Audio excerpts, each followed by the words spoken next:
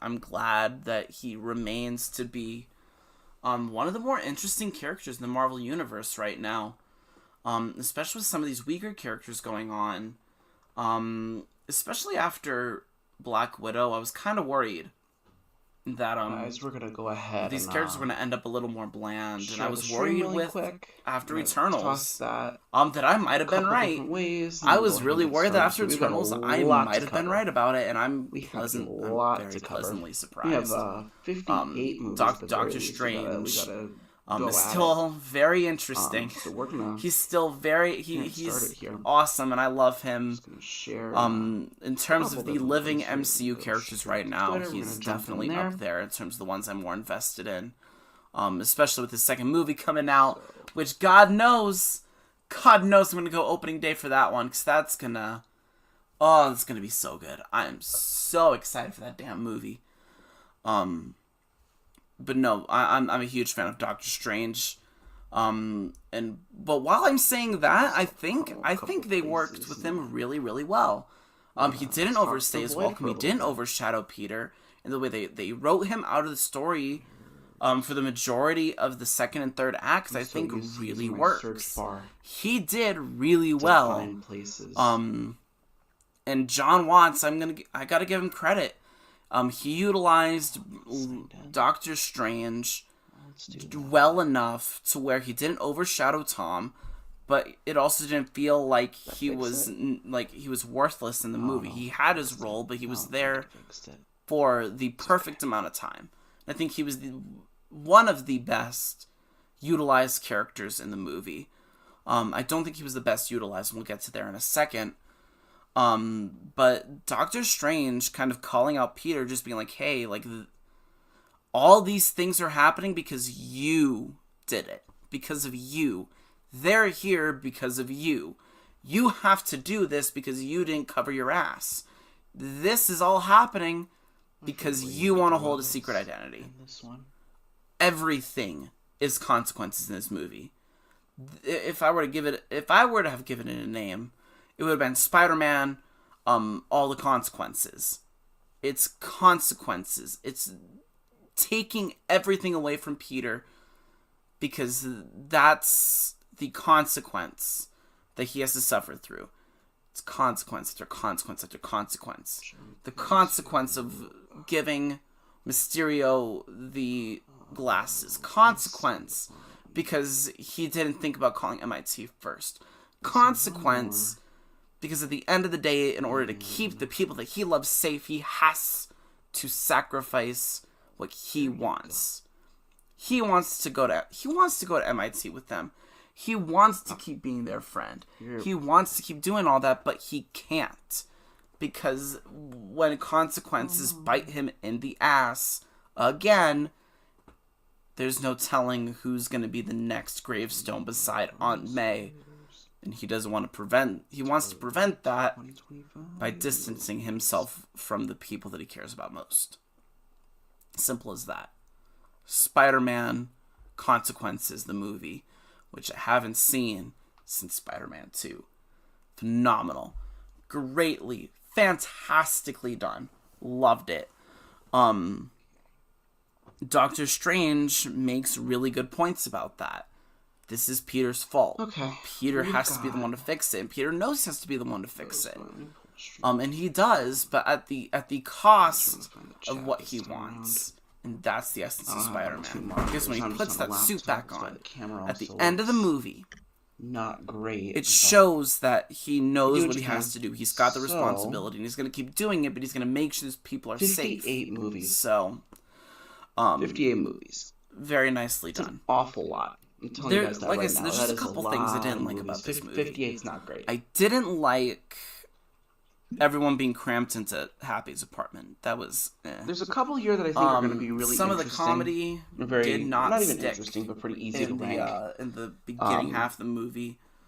But there's some others that I want to talk about a little bit. Ned is there's funny in the movie. Stuff coming up. Some of his stuff didn't really land. As well.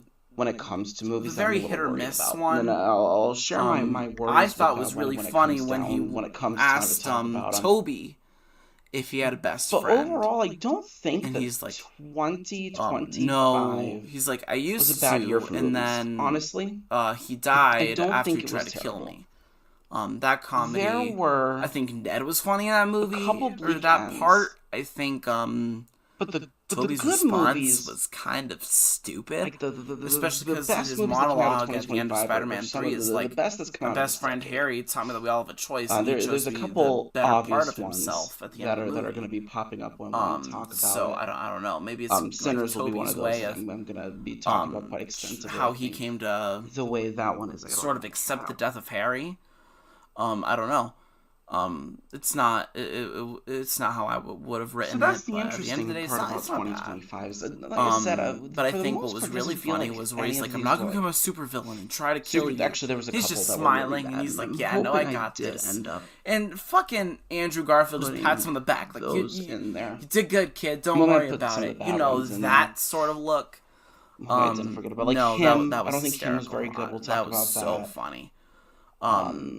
Into the Lost Lands was Embarrassing moment at the movie theater was when I actually did laugh when Norman says, I'm something of a scientist the myself. Phoenician scheme is a really fun one. And I was the only one in the theater that laughed. Because I really like Wes Anderson. I think Wes so Anderson's that was something. That was something. It is very artistic. And that was there interesting. Are times but in no, the it was movie where it feels very Wes Anderson. He's got his own style at this point. Let me wrap up my thoughts here. Acting's fantastic. The story was good for the most part. Even with Doctor Strange was fantastic Isle in the of movie. Dogs Willem Dafoe sold the movie. Asteroid City. To me, loved the way that he him does his movies, he entirely. likes to do Actually, them very layered. I don't think there's nothing wrong with I don't know if that. I did a segment for the villains It's something that I quite enjoy, but I know there's people that have told me when Doc Ock's introduction, fantastic. One of my buddies to Asteroid City. I'm glad that the bridge scene was not very long at all. To his films, because I was a little worried between all the there tends to be a lot with his movies. And so promo when you've got images, movies that are layered down like pretty that, long time, and it wasn't. It was only a few minutes. I'm very happy about that. Different areas of which the integrated suit looks the very nice. Fall under, so the as inside out watch suit it, they'll looks land very on nice. one area. Someone else will find a different theme in there. There's some good ones. It looks like Nope really was good. A lot like that. Nope ended up being one of those movies. Jamie Foxx, people kind of fell into different layers about what I they liked saw, him in the movie. I don't think he was really and so that worked out really well. Actually, that's not true. I didn't think he was necessary in the beginning, and then he had his little character arc. Didn't quite understand what the movie was wrapped trying up to with say, Andrew, and I think he became integral to the film. That kind of ended up falling. Sandman. So we have here we have certified cinema. And that's the best of it. There's no way around it. If it were up to me, it probably would have been Topher Grace instead of Sandman. I would not have brought Sandman as the film. You only want to watch this. There's just nothing really there. There's no two ways around it. But if you're talking about characters that they all are fated to die. That's what certified cinema is. By Spider-Man. And I don't remember Sandman ever dying in Spider-Man 3. Or I would have if I had the option. If it were up to me, it would have been Topher Grace. I'm absolutely going to buy the Blu-ray. The symbiote. But if you brought in Topher Grace and symbiote, then that's where most of these are going to fall. Venom, maybe not going to buy the Blu-ray it's not away. Like it's not that bad. bad. One of those like cinema awe-inspiring moments, but I liked it. Not bad. And there's nothing wrong with idea, especially because if you can have 3 Spider-Man, sure, shit, you can have 2 like Venom. As long as I'm not feeling like come I'm into the wasting my multiverse. time. Maybe that was the original goal, and that's why Doctor Strange says what he does. I wasted time watching But at the end of the day, we don't those know. Are really I don't know. So obviously, I personally wish that it was Topher Grace that came back instead of Sandman. Like the movie. Especially because Peter could try again to get through to Topher Grace's Eddie Brock. I almost thought about speaking of Eddie Brock, 2024 movies on here as well. Post-credit scene. And I decided against that.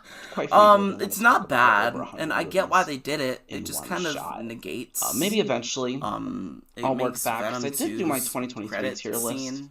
I never saved it, though, so unfortunately that's kind of dead in the water. Besides, I could a little drop of symbiote. If that's something people are interested in and the getting MCU. all 3 of those years where they kind of land along that feels like a fuck you to me. For right now, like, you guys thought that we were gonna. I'm not gonna do 2024. Fucking. But as for the Phoenician scheme.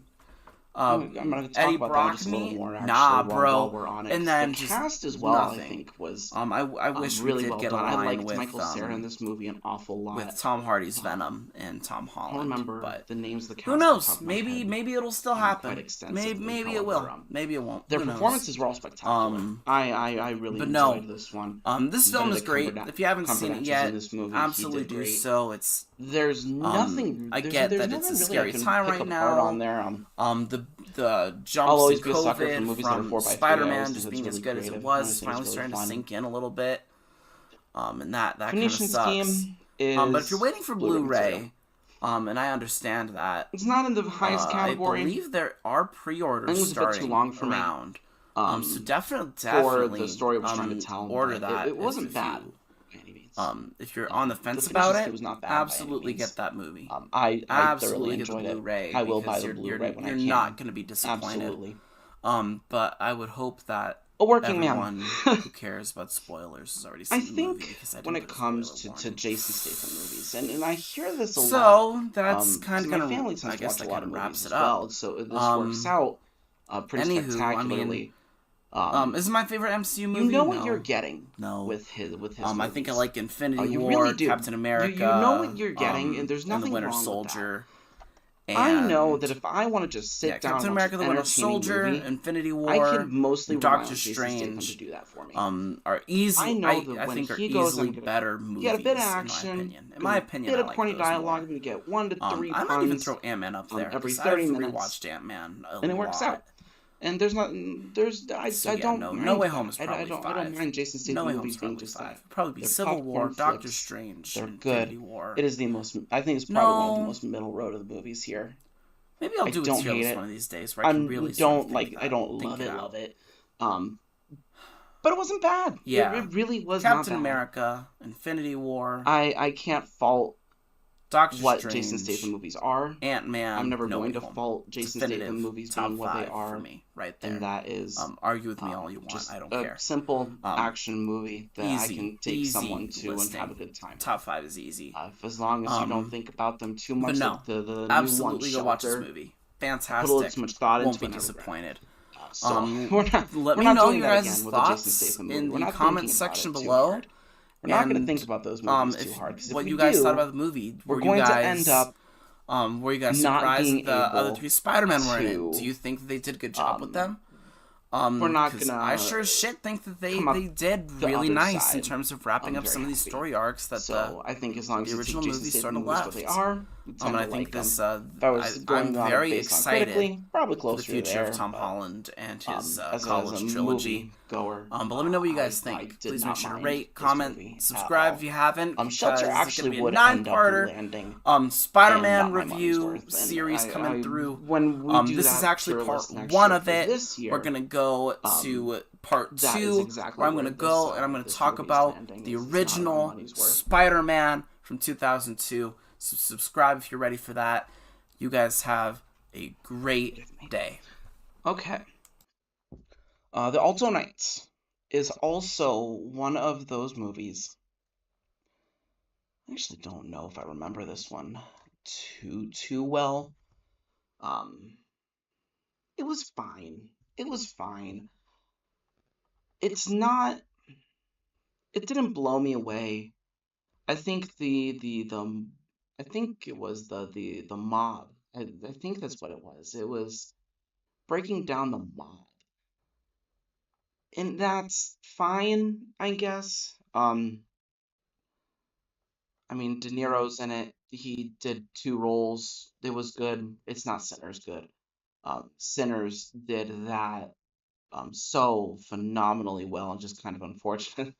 Both of those are here this year to compare, because when you're talking about De Niro doing 2 roles versus Michael B. Jordan doing 2 roles, Michael B. Jordan, I mean, he has a generational talent. There's no 2 ways around it. I'm so excited to talk about Sinners. I should have this one was one of those ones I should have just waited for streaming. Not my money's worth. I shouldn't have bought a ticket for this one. The Amateur. I wanted to like this one. I really wanted to like The Amateur. It's a cool concept. The trailer was enticing, and then I went in there and it was disappointing. The story had a lot of holes. I felt with The Amateur specifically, it definitely sort of lagged in getting the plot forward, and then there was other parts where it felt like the plot they were trying to have kind of got nipped. The Amateur was fine. Like for a movie going standpoint, story standpoint, though, it was very, very disappointing. It could have been so much cooler and more interesting, and you could have delved into their psychologies a little more. There's a really good story there that I don't think they highlighted. Um, Aside from that, the performances were good. They were fine. The music was fine. Sound direction was fine. I wish that with The Amateur specifically, it just it was a letdown. I'm not a fan of that. Avatar. I did watch this one a few times, and each time that I watched it, I liked it a little more. There's something in Avatar specifically that's really intriguing to me. In that when you talk about like this, the story's serviceable. It does what it needs to do. But I don't know how many people are going to Avatar for the story at this point, myself included. I don't go to Avatar to watch a story or to listen to a story. I've got other movies to do that. With Avatar, and this was how it was from the beginning in 2009 up until now. I watched Avatar for the visuals, and they keep getting better. And that's really interesting to me. That it- every time that I think CGI might be nearing its limit, and then James Cameron comes out and blows it out of the water again. Um, it's it's phenomenal.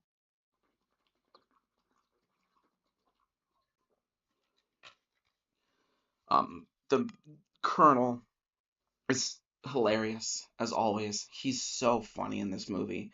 This movie specifically, it felt like they realized what they could do with the major and just ramped it up to 11. Truly, I'm really shocked that I liked this movie as much as I did, because I'm one of those people that I didn't quite enjoy Way of the Water. I rewatched it recently, and I liked it more than I did when I first watched it. And it was the same thing with this movie, except I watched it a few times in theaters, and I got the same result of each watching that I got, it I found something I liked just a little more. And then I could like something a little more than that. And then all of a sudden it's, oh wait, I think this might actually be a good movie. Um, and Avatar 3 is the same way. Avatar 3 is absolutely the same way. And there's nothing wrong with that. There's nothing wrong with going to the theater for visual purposes to watch a story unfold visually. That's what the movies are there for. It works out that way. So I really liked this one. The soundtrack, and I want to spend a decent amount of time on the soundtrack here. Rest in peace, James Horner, because he only got to do the first one, unfortunately, due to his helicopter accident. We didn't get more, but the soundtrack here, I mean, you can barely tell the difference at this point. I mean, they've got this kind of nailed down uh, to a science for how to make a good Avatar track. This one did really well. Way of Water I thought was a fine soundtrack, but this one here just it was so impeccable. I think the use of woodwinds really helped with it this time around. I think the use of woodwinds and uh, how the composer, I don't know his name, uh, how he did that, or she did that. I think it's a he though, because I've got a couple. I've got a couple. I'd have to look. I'd have to look. But this soundtrack is the first time that it felt like a real continuation of the first movie's soundtrack, and I really like that. Truly, I do. I'm very thrilled that that was how that went. Absolutely certified cinema. I don't care if the story's not the most amazing thing in existence. It was fantastic. Captain America. Captain America. If I were to throw one other tier in between I like this and not my money's worth, Captain America would fall here. And that's really unfortunate to say because I like Anthony Mackie as the Falcon. I like his character. I like his arc. I like his story. I really liked the Falcon and the Winter Soldier. But I just could not vibe with this movie. I couldn't do it. It was fine up until a certain point.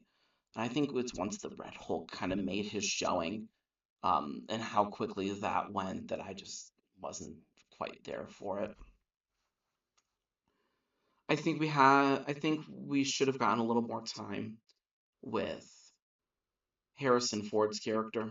I think if we had a little more time with him and him kind of trying to keep the Hulk under control within himself, I think that would have exponentially helped this movie.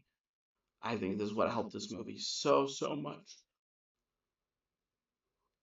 If we had just kind of delved into him, we had that lieutenant girl from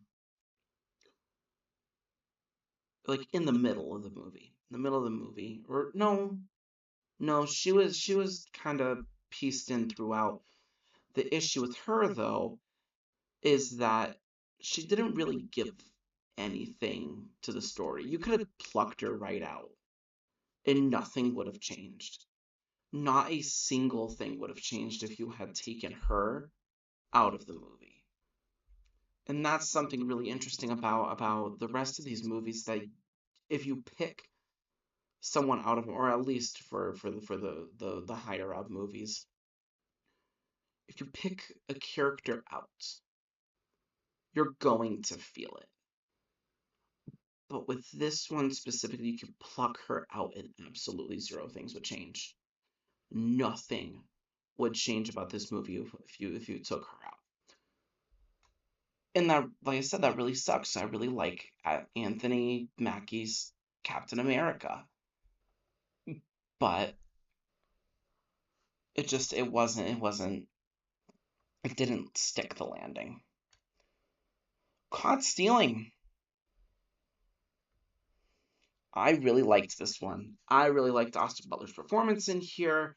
I think that this story was really interesting and a lot of fun. This was, by all intents and purposes, one of my favorite films of this year. Um, Caught Stealing is one of those ones that had a great message, great story, great music. I really liked the ending of this movie. I think that's what sold it for me because I was kind of teetering in the movie about whether I was actually enjoying it or not, and then the ending came in and it just completely sold it for me. I thought this movie was spectacular. Once it had ended, I was like, oh okay, I can roll with this. I can really roll with this. Caught Stealing was one of those ones there where I wish that I kind of wish it was a little longer. I don't know what the runtime was, but I kind of wish it was longer. But other than that, like it wasn't bad by any means. I don't think it was bad. Um,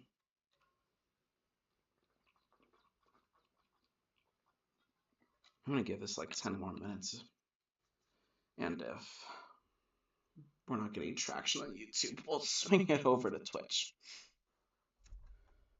But I didn't mind Caught Stealing. I really liked it. It's the same thing with Bring Them Down. I had not heard Oh, we're not. It's not moving. There we go. I'm really surprised by this movie. Like truly, I'm kind of stunned. It was a very whim. It was a whim to watch this movie for me. I wasn't planning on watching it, and I did. I really liked it. I really enjoyed Bring Them Down. I think it was a great thriller. I liked the tension between the two families a lot. I think the tension between the families was really great. I really liked it. Um, and so it's one of those there where it's like um, I just went to see a movie to see a movie, and I was pleasantly surprised. I didn't think I was going to like it as much as I did, and I'm really glad that I ended up watching that movie. I think it was fantastic. I had to look up afterwards if the sheeps were all right, um, because I was really scared that the sheeps were. I was really scared that the sheeps were not going to be alive because of this movie. Like I thought they had actually killed the sheeps, and I knew that they didn't. But I had to make triple sure because like that sound design got to me just a little bit. It did definitely got to me. I was like, oh, I don't know. I don't know. There's a real solid chance that the director's crazy enough to hurt the animals. Luckily, they didn't. It was great. I don't know if they would have gotten this movie premiered if they did. So that's part of it. Eddington, Eddington. Um, it's middle of the road. It was, if I'm remembering the movie right, it was funny. Like it was funny. Um, but it wasn't perfect. It wasn't perfect, and that's fine. That's okay. It doesn't need to be. Um, but it didn't quite hammer home because I remember reading the description and being like, oh, parallel world, parallel. Uh, it was a parallel. What's it called? It was a parallel COVID timeline. It's like, oh, okay, that's interesting. And then all of a sudden, it's not right. Like it was more of a murder mystery, and then the murder mystery's fine. I mean, it was what it was. I mean, maybe I just wasn't picking up what the movie truly was trying to be. I wasn't getting COVID timeline out of it, so that's fine. I mean, I liked it well enough. I enjoyed it. Fight or flight. Fight or flight had one of the funniest scenes that I can remember in movie in recent movies.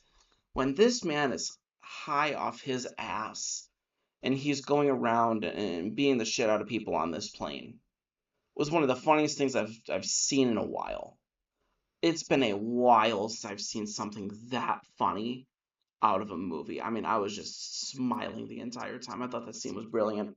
The rest of the movie, not so much, but that scene in particular was great. I liked that scene an awful lot. I think it was very visually creative. I really enjoyed that. Acting was fine. I want to talk about another movie that was really funny. I'm gonna put this at the high of I like this. I think if I had just a couple more laughs out of it, I would buy it on Blu-ray. But I've got weird philosophies when it comes to. Actually, I'm gonna send this to one more place. I will send this one more place.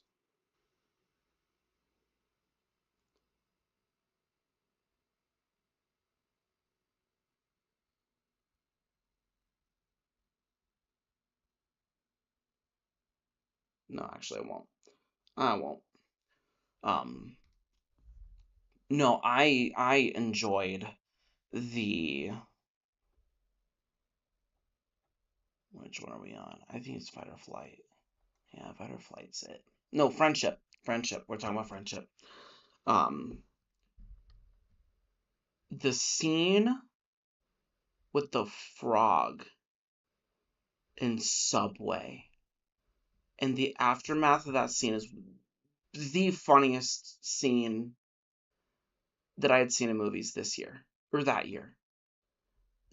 That scene alone is what put this up here. Like the rest of the movie is funny, don't get me wrong. But that scene in particular, I mean, it's just comedy gold the entire time. And I'm not going to spoil anything else about that scene. Watch it as blind as you can. Watch this movie as blind as you can.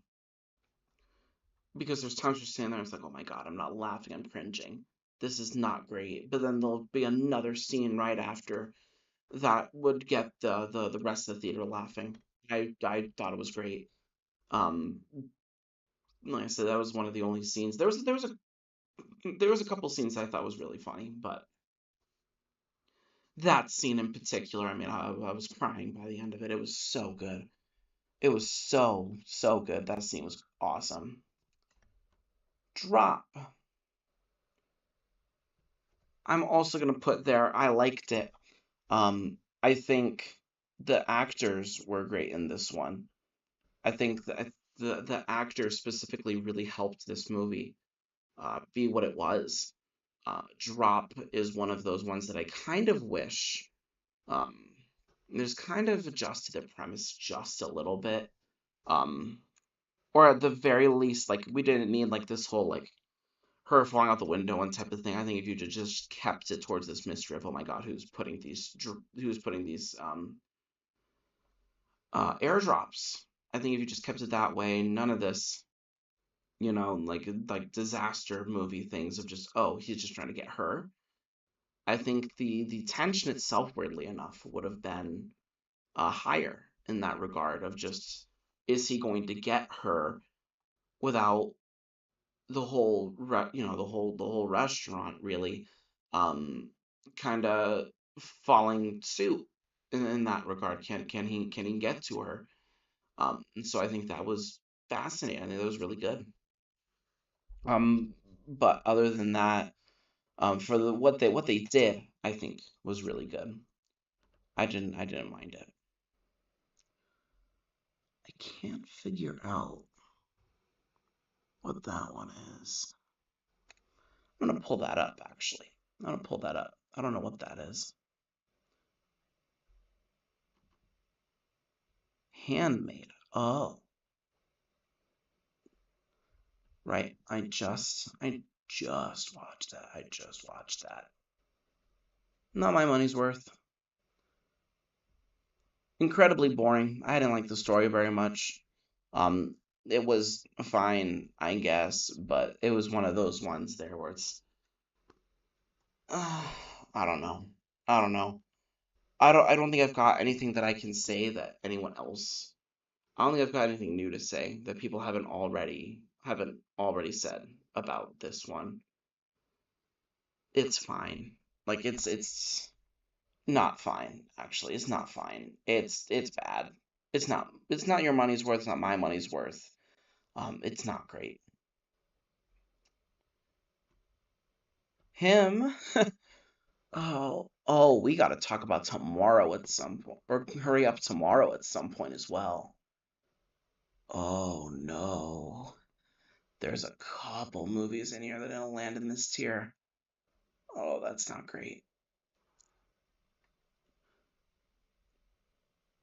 Or was that previous year? No, I think it was this year. God, Hard Eyes was last year as well. Oh my lord. There's. Oh man. I didn't realize. I didn't realize that. Am I sure? Did I do this right? That doesn't feel right. Hurry up tomorrow. Yeah, hurry up tomorrow's there. Oh my god. Wow. Yeah, okay. Sure, why not? Um, wow. I mean, that's huh, huh. I didn't realize that. That's not my favorite. Um, man.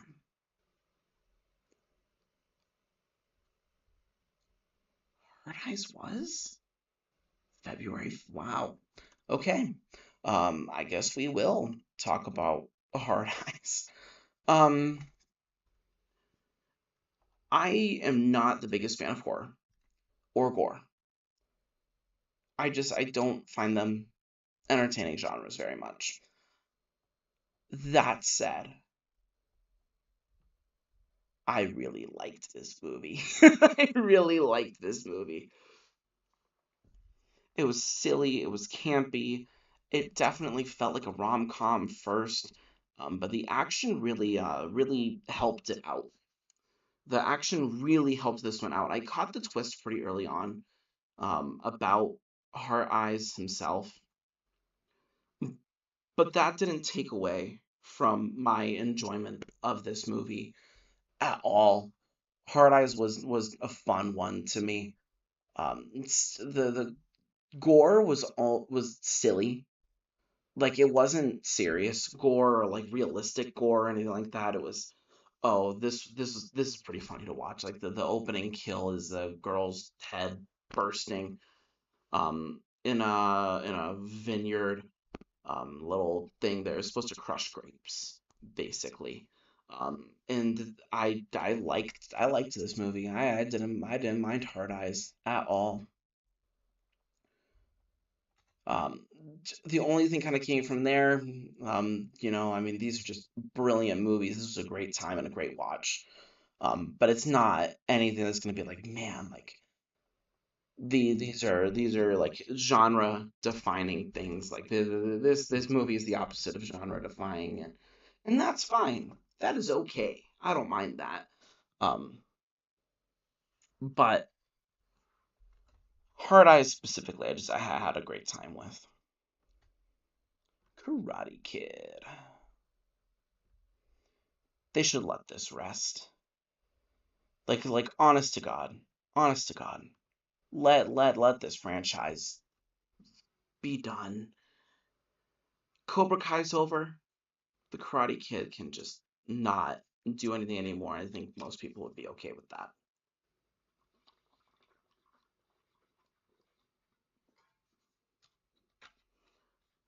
I think most people would be okay if the Karate Kid didn't do anything anymore. I'd be fine with it. I think most people would be fine with it. There's nothing wrong if you just stopped with these movies. Acting was good, except for Daniel. Daniel was a little weird on this one. I kind of felt like he was just kind of there for a job, but I don't know. I'm not convinced that he was very. Actually, you want to know my actual my real um my biggest complaint about this movie is that it was doing really well, and then it started going, okay, we need to bring back the old characters. Like I was having a really good time with this movie until that point, and then it got to that point. I was like, oh, I'm checking out. I'm kind of done. Um, what are you gonna do? I guess, but I wasn't a fan of that movie after the fact. The fighting was fine, but it's it's time to let this franchise just breathe and be done. Cobra Kai was fantastic, and to be quite frank, I think it was a fluke that it was because it's been a while. Like it's a diamond in the rough because the other movies before that, besides the first one, and this one now is just it's time to let it go. It's done. The Karate Kid's timeline's done. Demon Slayer is a beautiful movie. Objectively, the animation is just stellar all around. There's nothing to say at this point about it. Ufotable's fantastic. They give it their A game every time. Demon Slayer is always going to look good. So we knew it was going to be like that straight away. But man, you feel the runtime on this movie. I'm telling you, you really feel it. You really feel it on this one. It's bad. It's bad. Especially that last hour is like, oh my god, this is still going. Oh my god, this is still go. Oh, they're still go. Oh, he's up again. What time is it? Um, we are. It's a 2.5 hour movie, and it feels like three. Like I was really surprised because I was trying to figure out because like, okay, they're going to. I know where they're going to end it. I know where they're going to end the movie, just based on how the story was progressing. And unfortunately, with Demon Slayer, I could feel it. Of right, we're not at that chapter yet. Right, we're not at that chapter yet. And so I'm just kind of anticipating. And it had been a while since I had read the manga, so there was a point in that movie where I was like, "Oh, right, this isn't over yet." And but like that first like go around of those that very first fight though is just it's so good. There's a lot of good stuff with this Demon Slayer movie. I like I said, I thought it was too long. It was way too long. You could have like shaved it for 30 minutes and we would have been okay. You could just take bite-sized pieces out of the fights and no one would have known the difference. You would have put it into 2 hour mark and it would have done just fine. I will be buying this though. Reluctantly. But I will be buying it. I'm so astounded with how pretty it looks the entire time. Don't let the runtime fool you. There is not a point in this movie where the animation drops the ball at all. It looks spectacular from start to finish. It looks really, really, really good the entire time. And that's what keeps it at Blu-ray material. If it wasn't, if some other studio got a hold of it, it probably would be down to I like this. But Ufotable and just the way that they do the animation with these characters, I mean, it's no wonder that it is as big and it's as popular and as notable as what it is. It is so the story is mid. The story is mid, and that's okay because the animation makes up for it tenfold.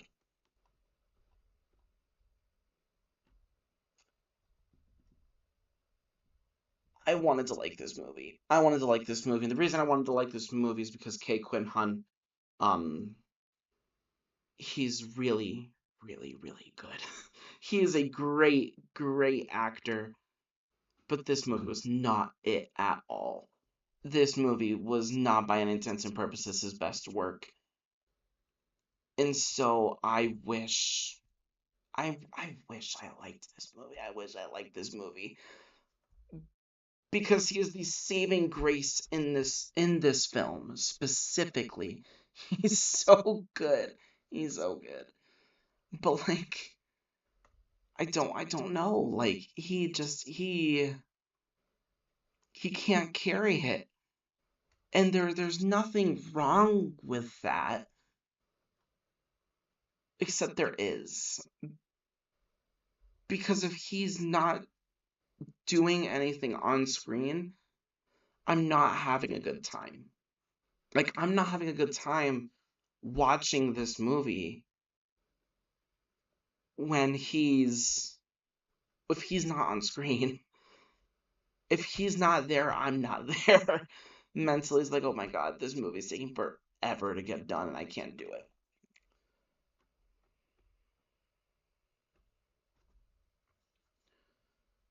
I'm gonna put it below. I have personal, personal anger about this movie. I hate this movie. I hate this movie. This is The worst movie that I watched in theaters this year. I not actually, it might just be the worst movie I watched this year. I did not like Lilo and Stitch at all. At all. I did not care for this movie whatsoever. This was the worst thing to come out of 2025 in terms of movies. And maybe I just didn't watch enough movies this year, but man, Lilo and Stitch was bad. No one asked for this movie. No one, not a single soul did. And I feel bad for the people that were excited about it because if I were excited about it, I would have left that theater even more disappointed than when I walked in. I was disappointed the entire time because I never asked for this movie. I never wanted this movie to be made. And so live action Lilo and Stitch comes out, and everything that I was worried about it being came true, except it was worse. This movie fucking sucks. This movie really blows. I don't like it. The changes that they made completely send the message straight to hell. The acting, actually, the acting was pretty fine. It seemed like Lilo's actress might have like never acted before. Granted, she is a child, so it's I can cut some slack there. It's not acting's not easy, and some adults are not very good at it. So I can't fault her too much there, but I can fault everyone else in this movie for they tried their best with what they were given, but good lord, this there's nothing remotely good about this movie. There is no redeeming factors in this movie. Stitch is cute, but we knew Stitch was cute because of the animation, because of the animated cartoon that came out that was infinitely superior to what this movie is. If you want to watch Lilo and Stitch, watch the cartoon. If you want Lion King, watch the cartoon. We're gonna throw Snow White on this category as well. I liked it more than Lilo and Stitch. Not by much, but I liked it more than Lilo and Stitch, which is saying something. Because Snow White's not very good either. This is the only time I'm really going to pull straight from the list rather than just going in the order that it decided to go with. Lil Snow White was awful. It's, like, don't get me wrong, but at the very least, it felt at least somewhat accurate. For a decent portion of it, Lilo and Stitch felt like a spit in the face. To everyone that likes that movie. Snow White, I'm pretty sure felt the same way for the fans of Snow White. I don't really have an emotional tie to Snow White.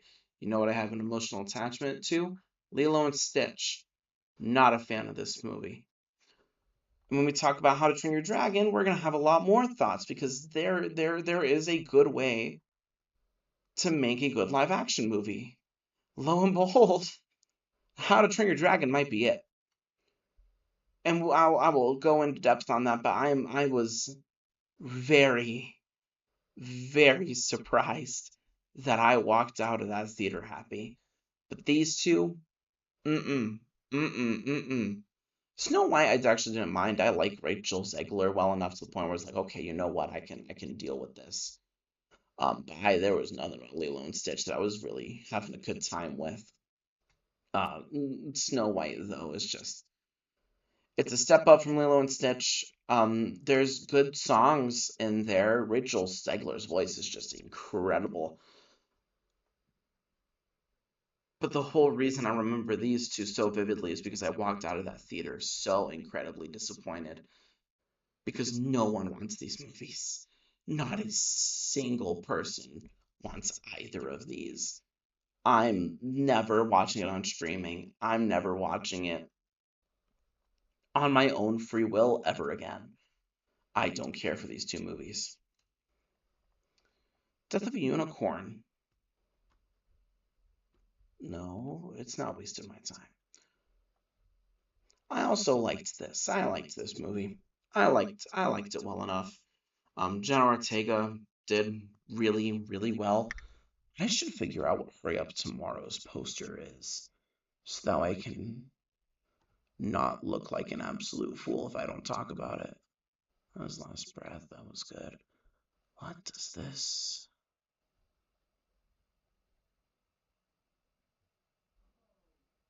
What does this movie look like? I don't know what it looks like. Oh, it's that one. Okay, it's right there. I know where it is. Okay, we got some time. So it'll be a little bit before I rant about something bad again, I think. What about Lost Lands? Oh, Lost Lands. Okay, yeah. It'll be a bit. That's good. We have actually a really solid lineup of good movies after, except for Flight Risk. We'll go through that. But um, Death of a Unicorn. I like A24. I really like A24. I think they're a really great studio, and I'm very thrilled that they keep producing really good work. Um, all their projects thus far have been very very good. Or at least from what I've seen. I'm sure there's a couple stinkers in there, but this one specifically, I mean, I'm not terribly upset about. Um, it is most certainly better than everything below it by a relatively decent margin, actually. Um, there's a relatively decent margin on here with Death of a Unicorn compared to like Captain America, compared to Eddington. These are all in the same category, but they're pretty ranked, honestly. Death of the Unicorn and Eddington's got a little bit of distance to it, just as much as Eddington's got a bit of distance to Captain America. Death of a Unicorn is good. I would consider buying the Blu-ray on this one if it was there, like it was in my sight. But I wouldn't hunt it down quite like these four. I wouldn't go out of my way to search for it. Like if it was at Walmart and the Blu-ray's there, then yeah, I'll grab it. But I wouldn't go out of my way to buy it like these five. Elio.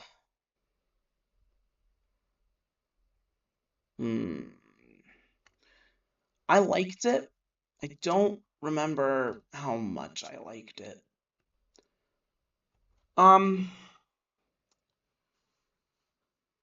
Pixar's had a solid streak. Elio's not bad, honestly. I mean, I liked Elio.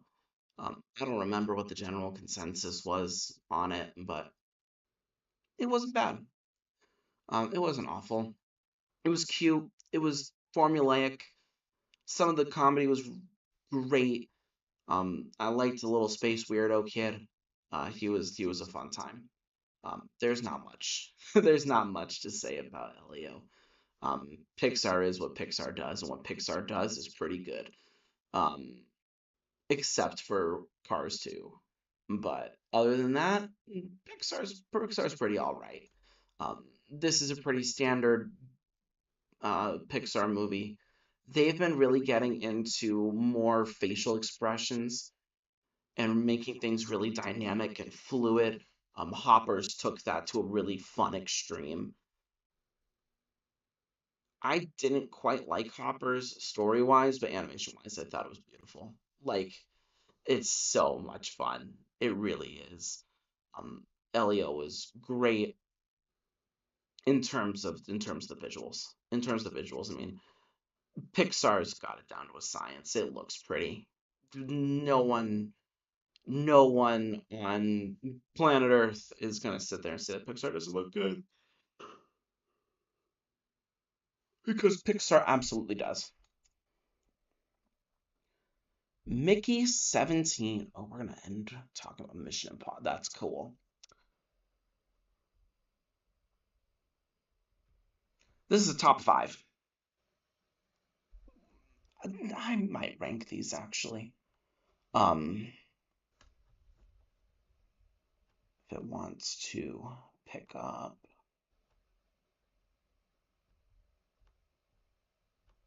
Maybe there's an ad in the way. Maybe that's why. Yeah, probably. It won't go up there. Interesting.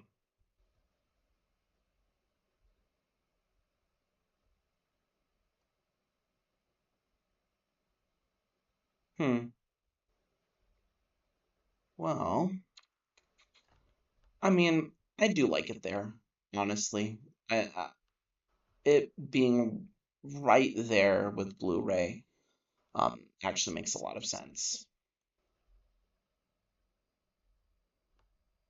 Well, I can move it. Yeah, there is an ad in the way. Um, yeah, no, I thoroughly enjoyed it.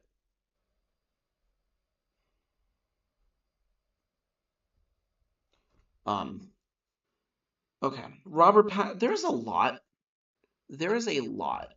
of people playing two different people in 2025. It happened three times, to my current understanding, of 2025 movies. It happened three times. Happened in Sinners, happened in Alto Nights, and it happened here. And out of the three, Mickey 17 falls right smack dab in the middle. It's not better than Sinners for that one. It is better than Alto Night when it comes to it, though. I really liked Mickey 17. It showed Robert Pattinson's range. It worked really well to show the range for Robert Pattinson. I really liked that. I thought the alien species was one of the cutest things I've ever seen. Um, it might not be as cute as Rocky. I think Rocky is going to be adorable. I'm going to watch that movie this weekend. Um, I'm going to watch Project Hail Mary that weekend, but I'm a little sucker for sci-fi. Mickey 17 is definitely a great movie. I'm gonna read the book at some point there. I think it's called Mickey 16. Nah, I don't remember. It's not called Mickey 17 though. It's based on a book of Mickey of some kind of number. Um, but Mickey 17 is good. Is really good. I really enjoyed it. I think Mark Ruffalo was a really fun villain. It's fun seeing him in that role. I think it worked out really well here. I think with Mickey 17 specifically, what it kind of comes down to is that you need an actor that's able to play two extremely different characters. You need them to be able to do very two wickedly different personalities. And Robert Pattinson came in and showed what was what with that. Absolutely phenomenal, absolutely incredible performance out of him. The story's fun. It's really good, and I think that the message that it comes with is very relevant. Uh, and it's one of those ones that I hope that we don't forget as humanity starts kind of trekking into space a little more. Uh, Mickey 17 is definitely going to be um, one of those movies that I will uh, definitely purchase at some point or another. That was a great movie. Great movie. I kind of walked in thinking I was going to like it, and that probably helped with my ranking on it. But I truly did. I truly did enjoy Mickey 17. Um,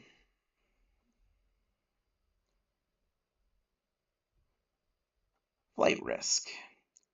I'd like to see Mark Wahlberg in villain roles more. I think he works out well as a villain. What that says about him and his acting is it's interesting at best. Um, but he nailed the role here. There is a CGI moose in the beginning of the movie that I thought was absolutely hilarious. I was I was like, oh, this is the type of movie we're getting into. And I was not let down on that regard. There are some moments of this movie that I couldn't suspend my disbelief. I just kind of sat there and was like, oh, we're in 2025, and then this movie looks like this. There's nothing that I can say on this movie that's terribly good. Like nothing about this movie is all that great, but it is one of those movies that there are a couple redeeming factors in it that keeps it from my wasting my time watching this. Like I didn't like I wasn't angry like I was with these two. Him, I really wasn't either.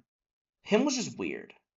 Him was a weird movie, and it was unintentionally really hilarious. But I would never, ever spend money on it knowing what it was. And maybe the trailer did let me know what it was, but I didn't like it very much. Okay, I'm pretty sure this is Novocaine. Yeah, this is Kane right there. Um Jack Quaid is my favorite Nepo baby. He has very famous parents, very, very famous parents, and he took all their talent and still made it work. It worked out really well, and it was good, and it worked in its favor. Jack Quaid did a phenomenal job in this movie. It was funny, the action was great. They took the premise that it was and ramped it right up to 11. Uh, it's good. It's good. Not like I said, not any of these ones. I wouldn't watch it again in theaters, probably. I'm not gonna buy the Blu-ray, but if I need to find a movie on streaming, that maybe I want to get some of my friends into, I will. I don't think that Novocaine's a bad movie to throw on. If you've got a movie night and people are trying to find a movie and you all haven't seen it yet, it's not bad. It's one of those that you can go in, walk away, and just have a good time. It's a lot like Heart Eyes in that regard. It's nothing great, nothing fancy. It's nothing that you're gonna be really writing home about. But I can throw this on and walk away pretty satisfied with what I watched. And that's exactly how I was when I watched Novocaine. When I watched Novocaine, that is exactly how I felt when I walked away from that movie. I enjoyed myself. It didn't blow my mind, but I walked away going, yeah, no, Jack Quaid might be the best Nepo baby in Hollywood because he's actually got some talent there. And he shows a decent amount of it in this movie. Nobody Two is also going to be one of those ones. You can't go wrong. You can throw that right on with friends and have a good time. Um, I think with Nobody Two, Bob Odenkirk is a great actor. I would throw him in one of those ones where I think he can play a serious role and a comedic role very well. The story of Nobody Two is it's all right. But the action's fun. The family dynamic I think was an interesting touch in this one that we didn't really get in the first one. That worked out really well in this movie's favor. But it's not one of those ones I wouldn't watch in theaters again. Nor would I buy the Blu-ray. But I did enjoy it well enough when I did go watch it. Um, Luckily, I didn't pay a stupid overly priced ticket for this movie. I think if I paid what I normally do at some of the other theaters, I probably would have thrown it into not my money's worth. But because I think I might have used a free ticket on that one, and that's why I was like, okay, you know what, this wasn't terrible. I think if I paid $20 for a ticket, like sometimes I'll have to, if I want like that really nice theater experience, with like the really good sound and stuff like that, then I don't think I would have liked this movie nearly as much. But for what it's worth, for what I did end up spending on it, I think it worked out really well. Marty Supreme, Marty Supreme. I don't know because I could put it in certified cinema. Actually, no, I will. I will. I will. Um, Marty Supreme is one of those movies where I was like, nah, it could be okay. It could be all right. Actually, I couldn't figure out if I liked it more than Avatar or not, which is the only reason that I was kind of floating around with it. But it is certified cinema. It really is that good.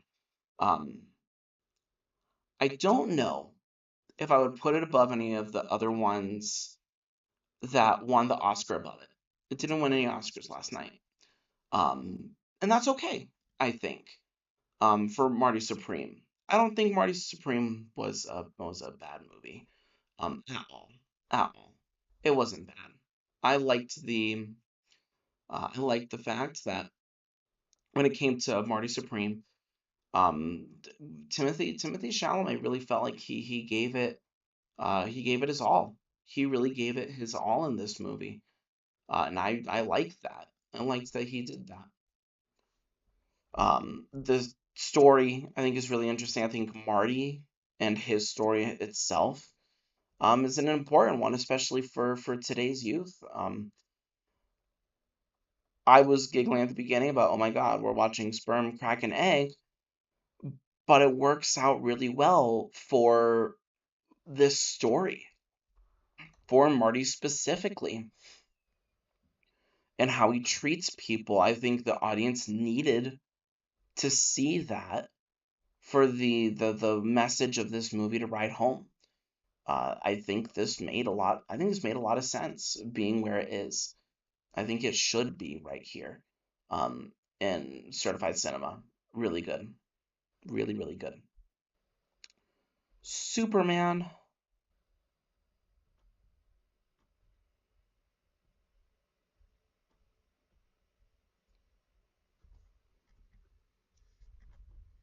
I I watched this movie the most in theaters this year. I needed this movie. Truly, I needed this movie. Um, I I walked in to Superman, and that I didn't need it to be great. I didn't need it to be perfect. I just needed it to be good, and that was it. That was it for Superman. I just needed it to be okay. I needed to sit there and be like, okay, yeah, no, I'm I'm in the right for liking Superman. Like, he's not boring. He's misunderstood. I needed that in this movie, and I think that's exactly what I got. I I think with Superman, it didn't come at a better time. This was a movie that I think the world desperately needed. Of just, it is okay to be a good person sometimes. This movie means something to me.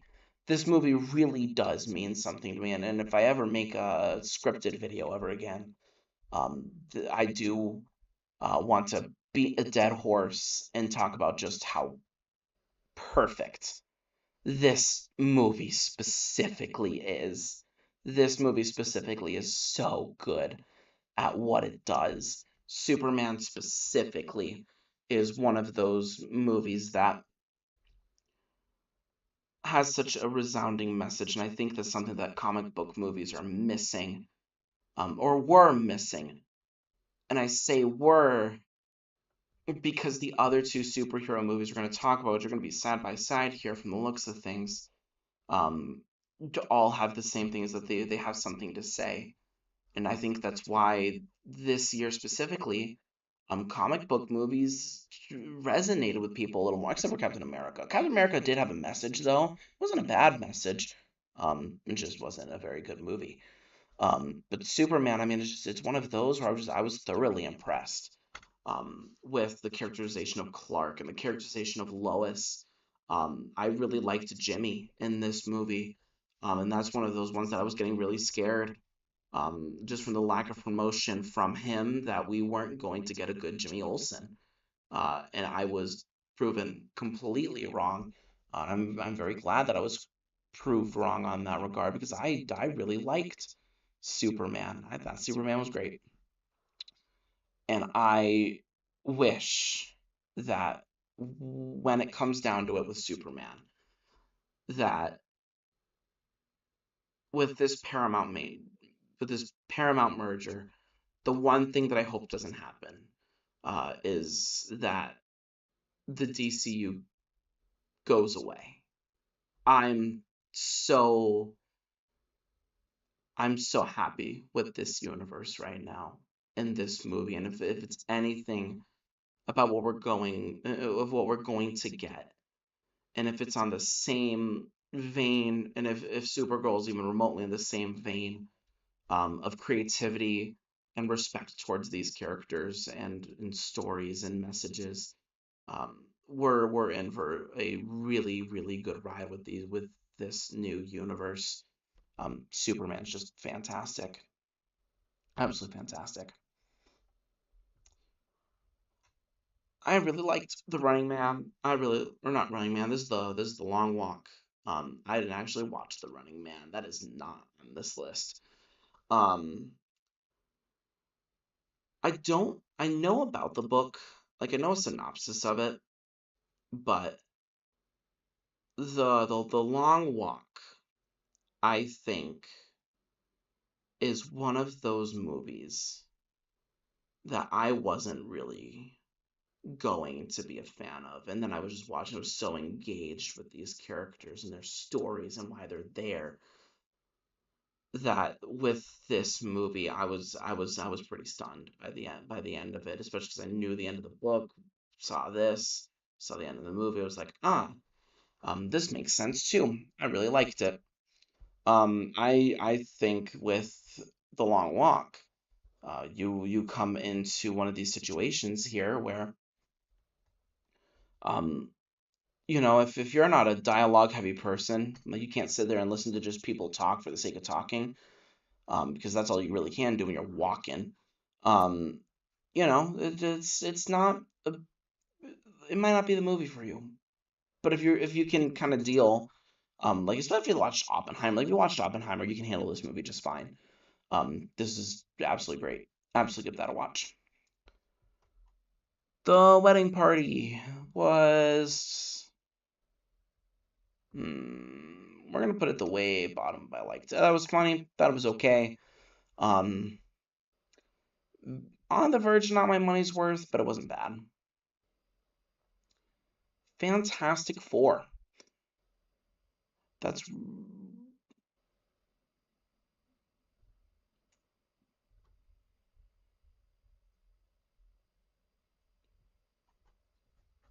the bar is in hell for Fantastic Four movies. I mean, like it's beyond below hell. It's bad. Um, when it comes to Fantastic Four movies, I mean the bar is way way low. And this movie is really solid.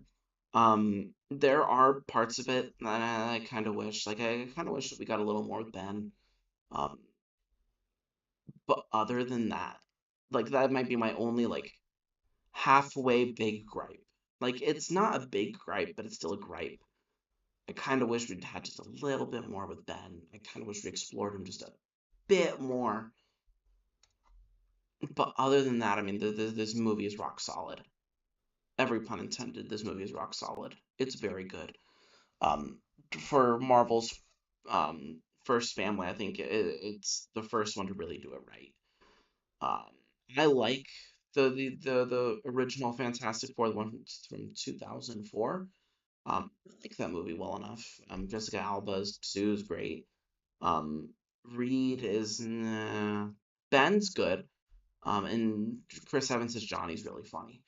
Um, but I really liked these iterations of these characters. Um, and it's not even that I disliked Ben's characterization in this movie. I just wish we got a little more of him.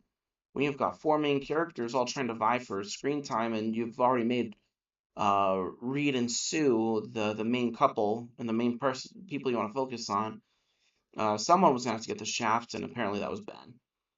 Unfortunately, so what are you gonna do? But this movie is a really good entry for what is the MCU's attempt for Fantastic Four. I think it was fine. I think it serviced what it needed to. I liked Galactus in this movie. I think the way they portrayed Galactus was very very well done, really well thought out. Um, and in terms of the Marvel movies that came out this year, this one hops right in the middle. It's most certainly not Captain America. I don't know if I liked it as much as Thunderbolts, which is really surprising considering the fact that the Thunderbolts is, or no, I don't think it's up there. But it's close. It's it's right there. This one is right there. Um, Thunderbolts had the most heart out of the MCU movies this year, by far and away. By far and away, Thunderbolts was absolutely phenomenal in terms of what they've done. Truly, truly heart of hearts. Like it's actually impressive what Thunderbolts has managed to achieve with this story, with a bunch of characters that no one really gave two rats asses about, and they played into that so heavily. It came out of me wanting more of all of them. It's that good. I haven't. It pulled out a lot of emotions out of me specifically before Superman. Superman did as well, but Thunderbolts, I just sat there and was like, oh my god, like this is actually like this is pretty. Um, there's a human element to this. There's something actually being said here, and I think that's an incredibly important part of the puzzle when it comes to superhero movies, and I think that's what James Gunn has been able to really latch onto, and that's why the Guardians movies resonate as fondly as they do, is that at the end of the day, there is a message that comes out of those movies. There's a message that comes out of Thunderbolts, and that you're not alone message really works. That's why Bob works um as this. He's not even really an antagonist. This man's more like a victim. He's just a victim the entire time because the way that they it's not even defeat, but the way that they had made this guy um service the narrative and the ultimate message of the movie of you're not alone and this, that, and the other, right? Um Bob does a really good job there. It's the same thing with the actual antagonist to the movie. She doesn't quite lose. She really doesn't lose in this movie. But she really is. It's one of those ones there where um with her, she also really fits that narrative. This story is very tightly knit, and it works out really well. You could say that Yelena is the main character, but there's nothing really wrong with saying that any of them, except for maybe like John. John wasn't really the main character there. But with Yelena and her story, because it really does focus on her just a little bit more than the rest of the cast, and it works out well. I think the only thing that's kind of added me, I mean, uh, Sebastian Stan, this character, um, Bucky. Bucky was, he's fine in this movie. I don't know if he really needed to be there. He didn't offer too much. She could have plucked him out and would have been okay. But oh no, overall, I liked it. Jurassic World, Jurassic World, Jurassic World. Um,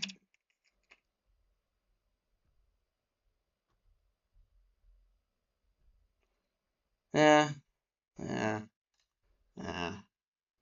I don't, I don't care for this movie. I tuned out. I tuned out after the last Jurassic World. I watched this one out of obligation, but it wasn't good. It wasn't great. I wasn't angry by it. I was just kind of like, the mutant dinosaur. Why not? Sure, we can do that. We can go with it. That's cool.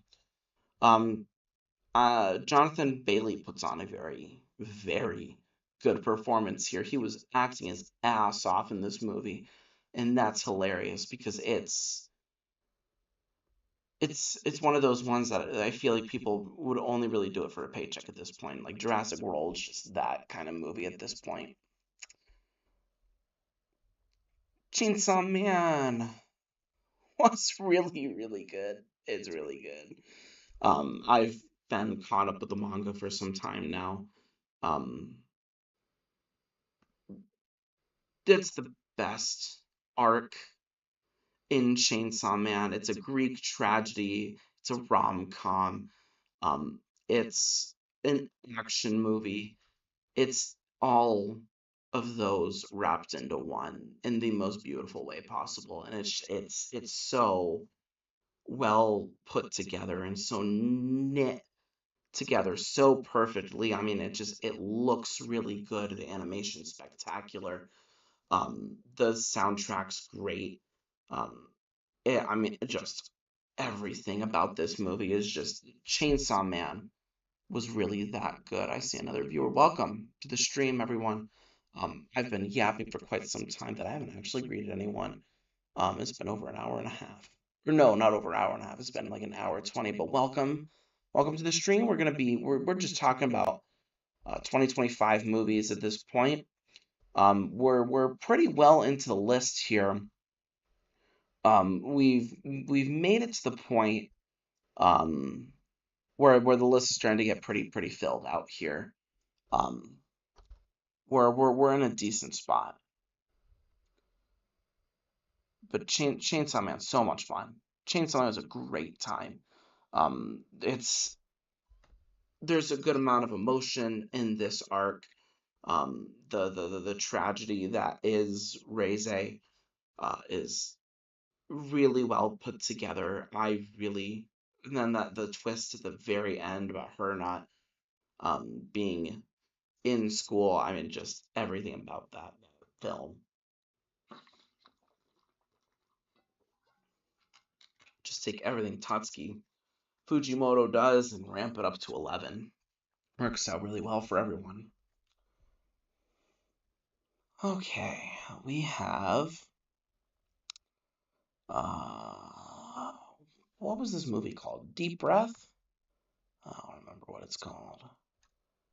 It's called Last Breath.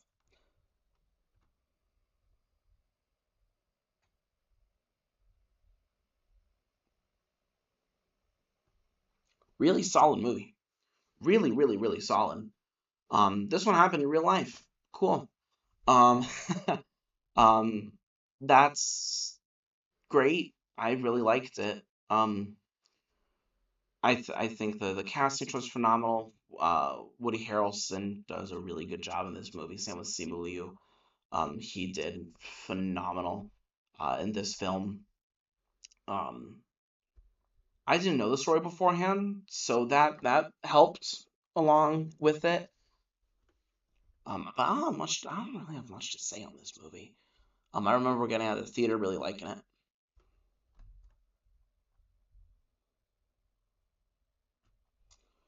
The Accountant 2 is not as good as The Accountant 1.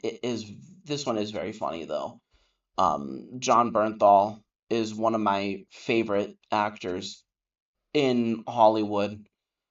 He does really well here in this film. Same with Ben Affleck. I mean, they're all good. Just a couple holes in the story, but other than that, it's not bad. It's really not bad. Looney Tunes, Looney Tunes.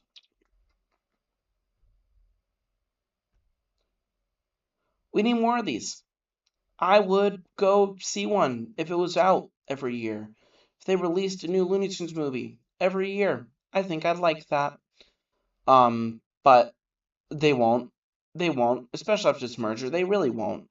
Um, this was a great, funny, easy movie to watch. It was a good time.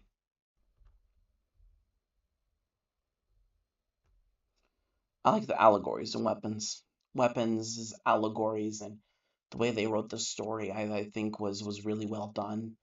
Weapons is one of those films that I walked in not expecting too much.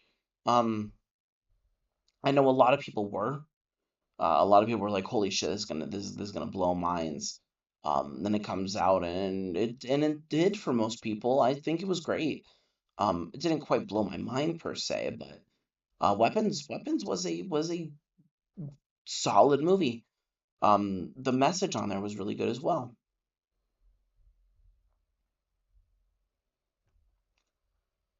The Naked Gun was so funny. That was a hilarious movie. Um, I don't know if Seth MacFarlane actually wrote in this one. He might have. Um, but with Ted 1, Ted 2, and now this, for seasons 1 and 2, let's clarify on that. For Ted seasons 1 and 2, and The Naked Gun, what's proven without a shadow of a doubt in these movies is that Seth MacFarlane is a really funny guy. He is really, really funny. And that's why the best seasons of Family Guy are when he's there. Seth MacFarlane, by all intents and purposes, is a really good comedian. He's also a very good singer. But that's not the point of this movie. The point of this movie is that it is very true to form. It is, without question, one of the better comedies that came out last year. And I'm very surprised because I really wasn't expecting good comedy when I was watching the trailer, and then I watched this movie, and I was blown away. I was a big fan of how this movie was. Liam Neeson, I'd love to see do more comedies. Seth MacFarlane has proved twice now that Liam Neeson is really funny. He can make a really funny movie if he's allowed to. His scene in Ted 2 with the Trick cereal is hilarious. He stars in this movie and he kills it the entire time. I would love to see him back in comedy again.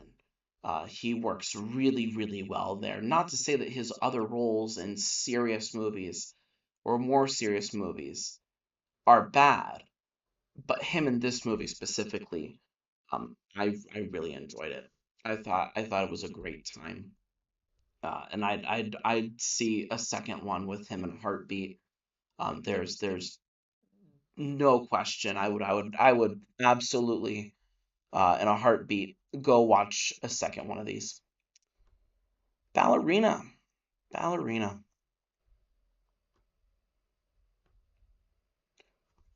I liked this movie too. Um, it's one of those ones there, and especially during the trailer, I was worried that Keanu Reeves was going to overstay his welcome in this movie, and I'm glad that he didn't.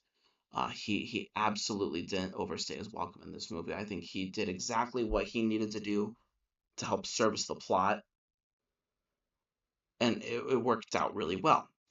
It worked out that for him, it wasn't. He gave enough to the story to keep the story moving forward, enough to be okay. I understand why John Wick is here because I think with cameos, sometimes you can sit there and think, man, why is this here? There's no reason for this cameo to be here. For Keanu and John Wick, it made a lot of sense that okay, no, it makes sense that Baba Yaga is going to be here because uh the ballerina I forget what her character's name is in this movie, um but it makes sense that Baba Yaga, yeah, no, he knows about this. He knows what's happening. They're gonna call him in and then let him do his thing. Ana de Armas is incredible, absolutely incredible. What a great actress. Really, really well done. Um, her performance in this film worked out really well. I think with this movie specifically, and it's not to say that she hasn't shown a range in other movies, But I liked her performance here. I liked it here a lot. The Friend. I don't know where the actual middle would be on this list. Probably somewhere close to here. Somewhere close to here, I think is fair. Um, it's about a dog. I like dogs. It's about the let's see. This one was a little bit ago as well. This is about and I think she's an author. She had a mentor slash lover who died.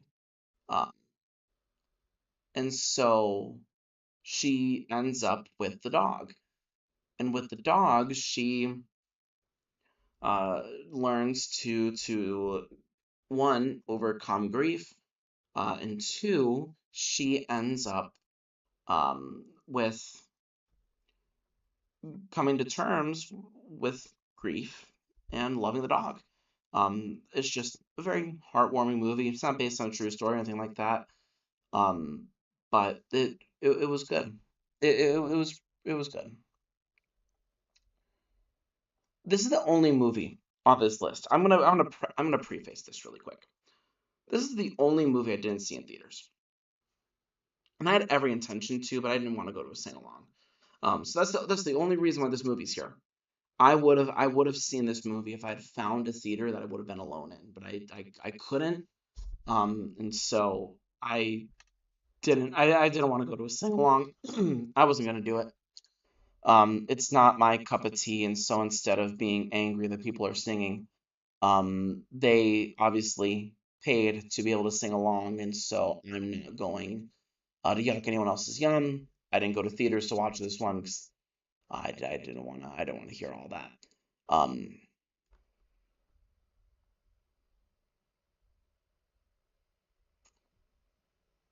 I don't know. I don't know if Netflix releases Blu-rays.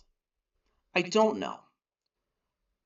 But if they do, and if they did, that is something I will look up at some point. I will figure it out. I will eventually remember and look up K-pop Demon Hunters Blu-ray. I'll figure that one out. I really like this movie. I watched the trailer and then I knew from the beginning that I was going to enjoy it. I like Sony animation well enough at this point. They've proven without a shadow of a doubt that what they do is good. They do good work. They've come down to a science on how to animate these movies. Um, and K-pop Demon Hunters is no different in that. The animation spectacular. I mean, everyone's heard it on the radio. The songs are great. Um, K-pop Demon Hunters is one of those ones I really didn't expect to blow up like it did. I don't know if anyone really expected K-pop Demon Hunters to really blow up, and it did. And I love that. I really do. Um, I didn't think it was going to be this big. I didn't think it was going to be this good either. I didn't expect to feel so moved and this story. I think with the music and it's a problem that musicals tend to run into that didn't happen for K-pop Demon Hunters, and that the music didn't really help the narrative. The music doesn't help the narrative. In K-pop Demon Hunters, I don't see this being any other way, and the way that they made it, I mean, there's I would be genuinely shocked for a movie of this title not to be a musical. And so with it being a musical, it plays out really well. I mean, there's so many good things to say about K-pop Demon Hunters, truly, truly. I mean, everywhere from the animation to the little details that they throw in every single frame of this movie. And it's kind of the standard that I expect from Sony Animation now. Between this and Goat and Spider Verse, all three of those have proven that Sony Animation's really really good at what they do. and with K-pop Demon Hunters, that is no exception. There's no exception to it. It's absolutely stellar, and you can see all the love and the effort put into every single bit of this movie. K-pop Demon Hunters for sure is one of those ones I think deserves everything that it's gotten. And we've got a couple other here that we're going to talk about that are the same exact way. Sinners that same way. All the love it's gotten is completely 100% deserved. One battle after another is in the same vein that all of these movies, um, in that sphere, K-pop Demon Hunters, Sinners, One Battle After Another, Marty Supreme, Mickey 17. Uh, these are all kinds of movies that all the love that they got, I feel, is 110% deserved. Uh, yeah, K-pop Demon Hunters can sit right there. The only reason I didn't put it into certified cinema is just because I don't know if it looks any different compared to the screen I watched it on. I just watched it on my TV screen over at home.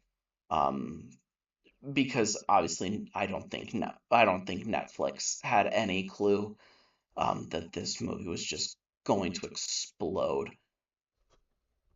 Absolutely phenomenal, absolutely deserved. Wicked Part 2. I don't like it. um I didn't like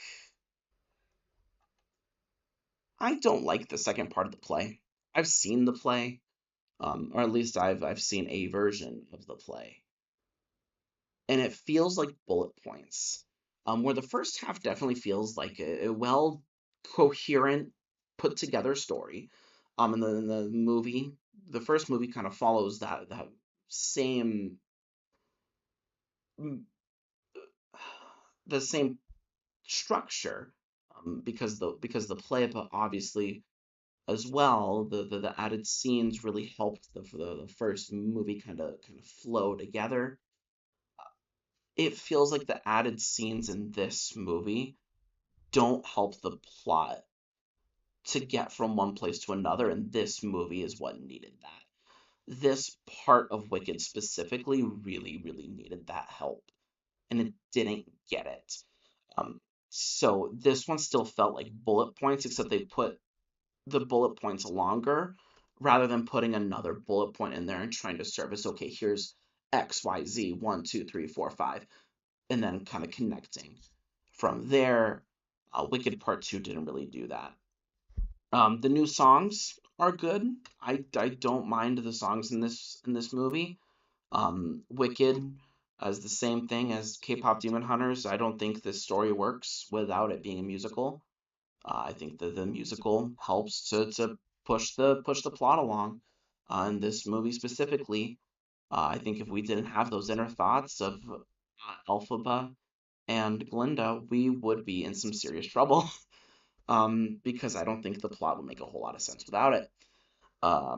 Wicked Part 2 is one of those ones there where I kind of, like I said, I wish they put the connecting tissue in the places that needed it rather than sticking it where it really didn't need to be.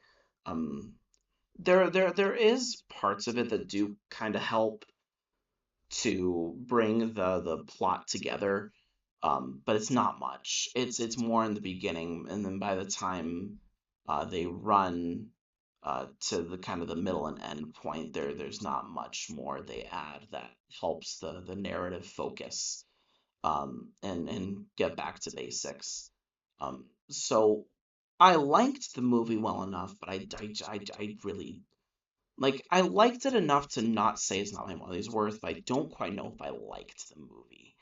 Um, but like I said, that's really due to I didn't like the second part of the play. Zootopia.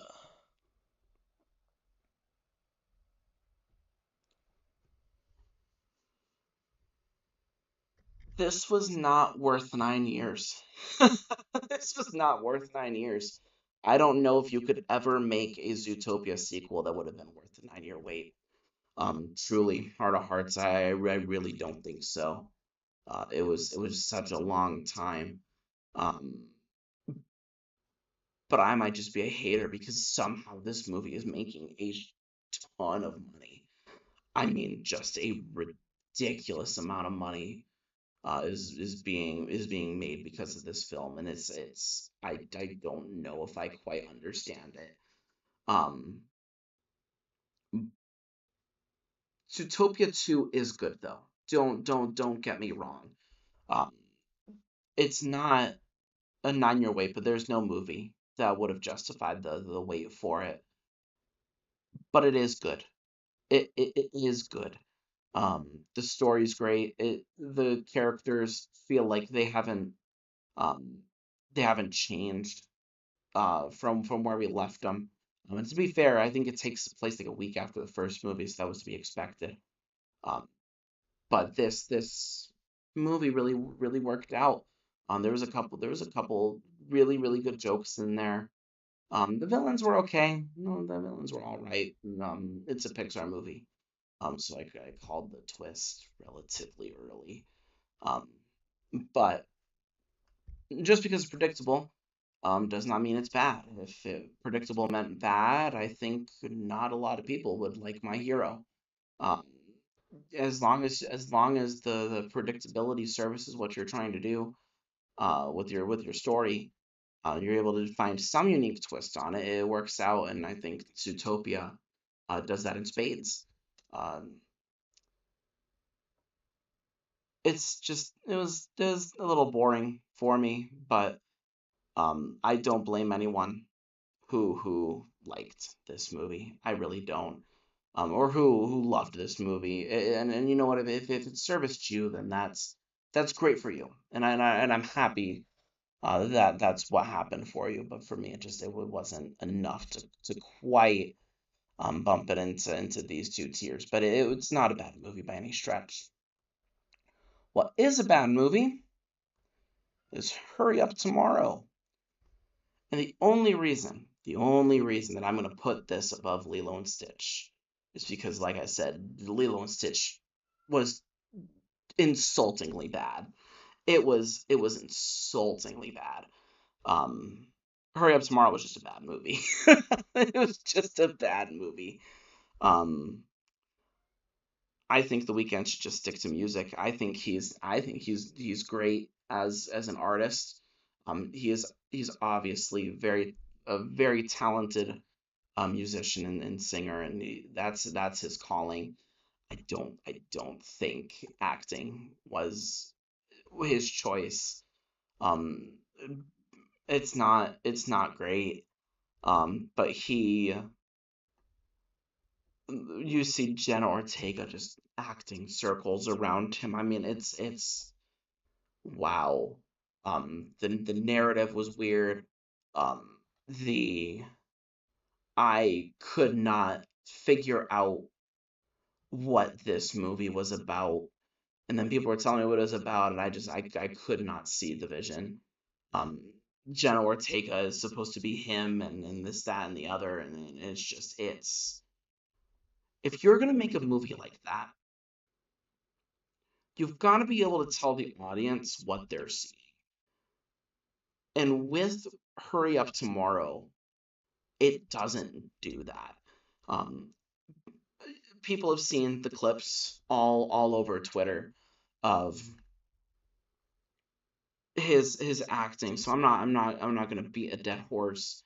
Um, but I could not understand what this was about because my friends went and they were like, "Hey, just a heads up, this is what the movie's kind of about," because it doesn't explain it very well. I said, "Okay." Went in pretending like I didn't know that, just to kind of see if I could pick up on it on my own and see where the puzzle pieces lie to be able to kind of get to that conclusion. And I couldn't do it. I couldn't do it. Not with this movie. Um, but like I said, he's a talented artist. He should continue his musical journey. Um, because that's obviously his calling. He's very good at that, and so I think if you just hones in on being The Weeknd and and doing his concerts, I think that works out really well for him. Uh, there's absolutely nothing wrong with that. You should be um, playing into your strengths. Acting is not his, but singing is. So that's my thoughts on Hurry Up Tomorrow. Please don't do movies ever again.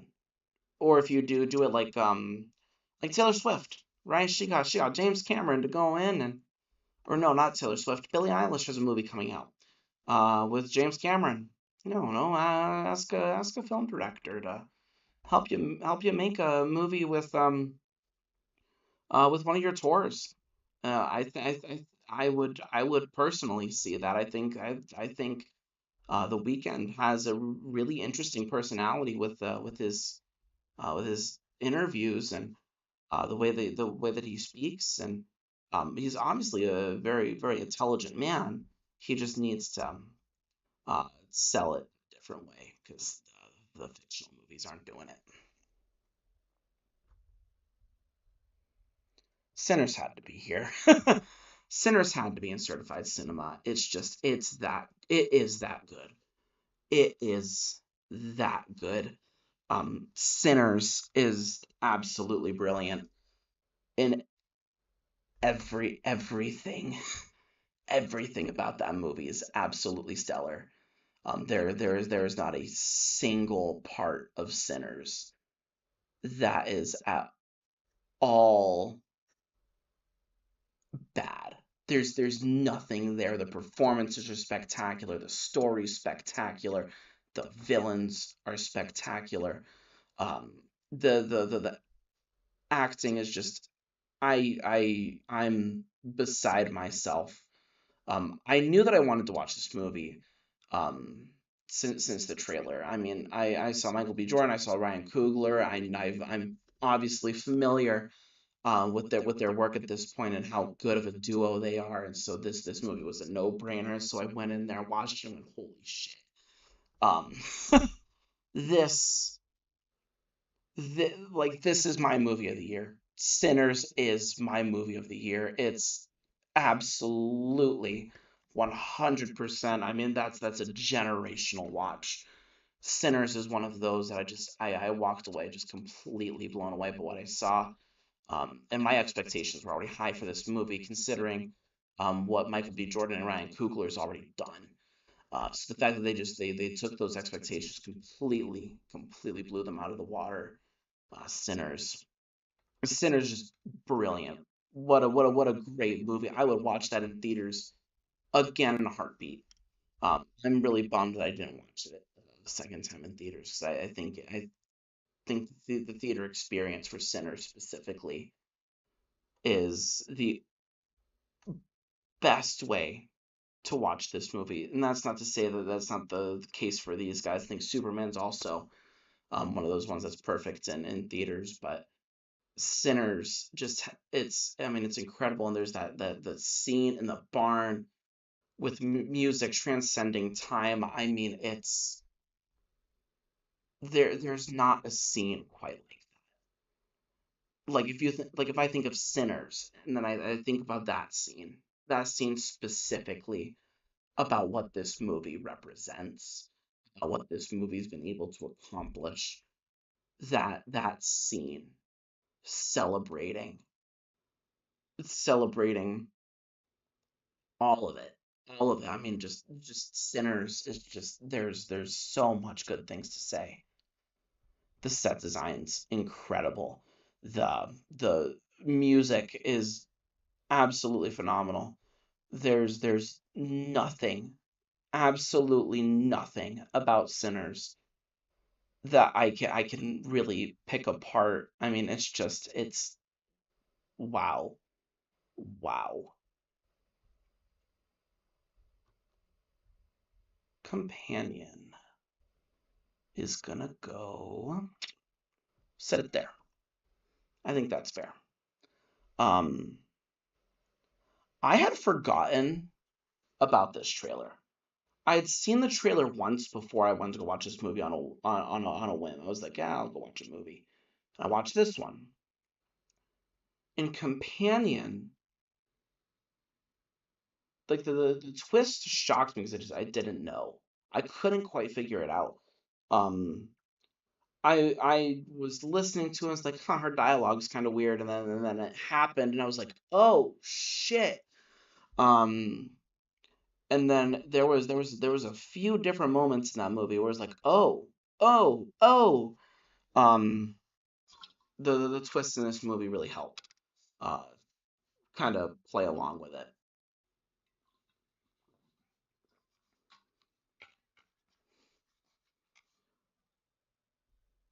This is also another Jack Quaid movie, and again, he does a great job. This time as a villain, and he does really well. Um, in this film, um, it's very interesting. Um, it's a little silly, it's a little corny. The way that this story is it's not the best story ever, but it services enough, and it's a really fun like aha, what if we gave robot what if hackers gave robots sentience, and that's fun. That's a really fun concept. I really enjoy it. Let's see, Bad Guys 2. mm, it's below Zootopia, but not by much. um I adore DreamWorks. I love what DreamWorks does. This is also one of those movies that has really emphasized character animations that really helped to make the movie kind of come to life there. Uh, and Bad Guys 2 is a really prime example of taking that aspect and really running with it. Bad Guys 2 really helped in that regard. Um, the DreamWorks and the animators and their whole team. I mean, I thought this movie was great. I kind of wish it didn't show the rocket, like them breaking out of the rocket with the glass everywhere. I think that's the best shot in the movie, and they shouldn't.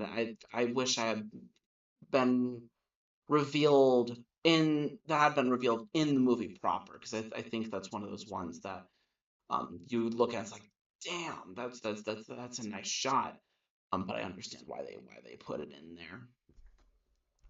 I think it's a great sequel. I hadn't seen the first one until about a week before I needed to watch the second one. So I went and watched the second one. Um, and I think it's better than the first one. Like totally honestly, I liked this one more than the first one. I thought the first one had a couple issues, but it wasn't anything to really write home about. Um, but this one there, I was pleasantly surprised. I was like, that was really good actually. That was a really good kids movie. Speaking of really good kids movies, Paddington 3 is up there. Paddington 1 and 2 I would put in Blueberry material. I think this one's just slightly weaker, but not at all bad. Not at all bad. Paddington 3 is a fine movie, with good morals, some solid comedy. It's a good time. It's a good time. It's a little more kiddie than uh, you know, um, Bad Guys 2, for instance. But for Paddington, I mean, that's just a feel good. Like I can sit down and like bring my niece to this one. Like that's one of those ones where it's like I can bring my niece to Paddington, and she'll have a good time, and it's not boring enough to where I'm gonna fall asleep. It's good enough to where I can stay up and watch it with them. Um, so um that's Paddington 3. Minecraft.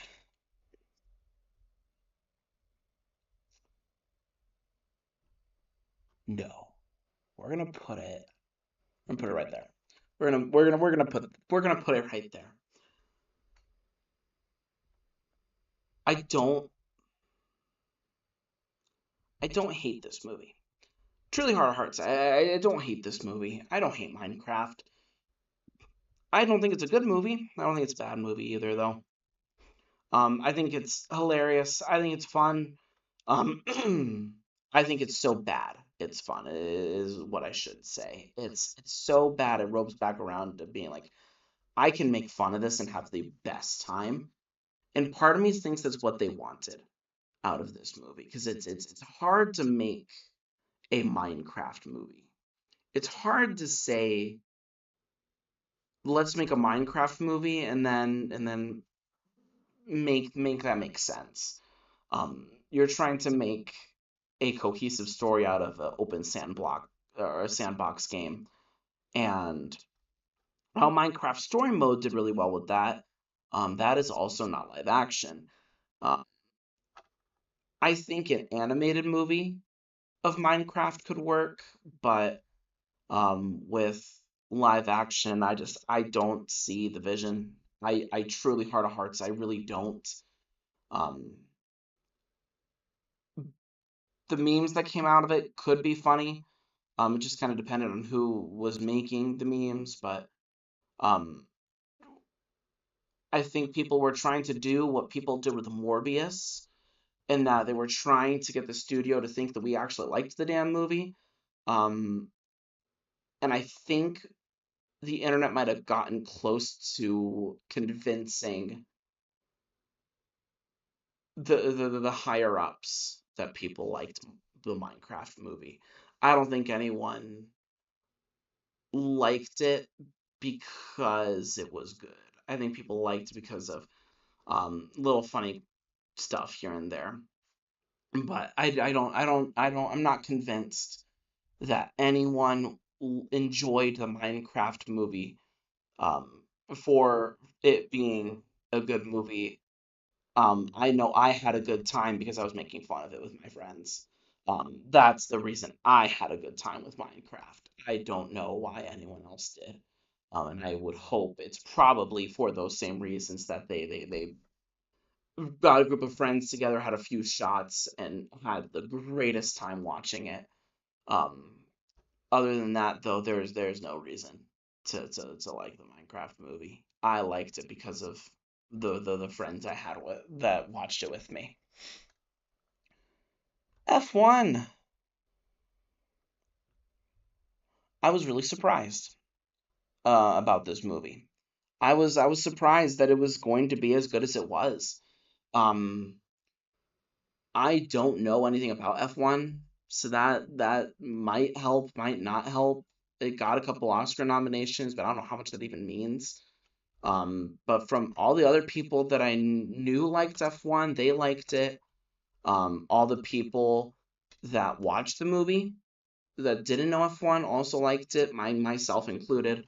I liked F1 well enough to, at the very least, have a good time with it. So that worked out really well. Visually, the movie's very appealing. I liked Brad Pitt and his acting in this movie. Uh, it's one of those films. Actually, let me tell you a story about this movie. So I went to the Chinese theater for the first time to watch this movie. I went to the Chinese theater for the first time to watch this, and so they had the 4D experience with it. Um, and so the movie goes and does its thing. And so it's got like the chairs that rock, and it's got the good sound and whatnot. And the only difference between my experience and the person that was watching it with me, because I had a buddy that was with me that time watching it, and the difference was that his air pumps worked. So I didn't know that I was supposed to be blasted with air as the movie was going. So in the racing scenes, and I could hear it too. I could hear the air going from his, like, that's weird. Mine's not doing that. And so I couldn't quite figure out what it was. And then he's like, oh, it was really cool that the air was blowing and this, that, and the other. And I go, huh? Your air was blowing? He's like, yeah. It was like, oh, mine wasn't doing that. I had a faulty seat. So that was my experience watching F1, but that didn't take me out of the movie any. Um, I don't think it had the reclining seats though. I think it was the only thing um that I wasn't really a fan of besides the besides the little wind thing not blowing was that I don't recline. I've become so used to the reclining that IMAX seats hurt at this point. I'm not a big fan of the IMAX seats. So anytime that I can get into a theater where I can recline and do that, I'll take it any day. Um, now I've got a theater that has your knees kind of like go into like a ramp almost. Like my knees are up. Um, and so I don't know what that's all about, but um, it ramps. It's really weird. It's really weird. I don't like the those. I dislike those seats more than IMAX. I can deal with IMAX, or I can figure out a way to deal with IMAX. But I can't deal with my knees being pitched up like a tent. That's not fun. But F1 it was good. It was good. I enjoyed that movie. For like I said, for someone that didn't know anything about F1, still don't know anything about F1, but now I know that Brad Pitt's in a movie about it.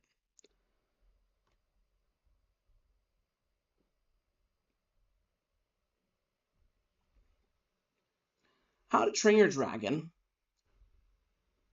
is one of the best live action adaptations of anything that started out as an original animation. It works. It doesn't tamper with the story or the things that it does. Kind of helps um, to kind of flush things out a little more. Um, but none of the changes I thought were really bad. There's no real bad changes with How to Train Your Dragon. And truly, I don't think so. Um, How to Train Your Dragon's one of those movies that I personally grew up with. So with How to Train Your Dragon, it worked out. Um, that I think it did really well. I'm really pleased with how they took that story and kind of ran with it. It is the complete antithesis of Lilo and Stitch, and that makes me very happy. Um, I never asked for this movie. I don't think How to Train Your Dragon needed to be a live action. I feel the same way about all of the live actions with them, but I think How to Train Your Dragon did it best this year, um, without any question. There's no question that this movie is the best to have done it. Um, I think Hiccup's actor is great. The fact that they did Stoic as the guy that voice acted Stoic is the guy that also played Stoic. I think that works out really well. I didn't know that until after the credits rolled. It was like I'm familiar with that name. Looked at the name, lo and behold, it worked. That I think that's really nice. I think that was really well done. I'm thoroughly impressed with How to Train Your Dragon. I think How to Train Your Dragon's phenomenal in terms of just um, a live action adaptation. One battle after another. Hold on, we're gonna pull up. Oh my god. Okay.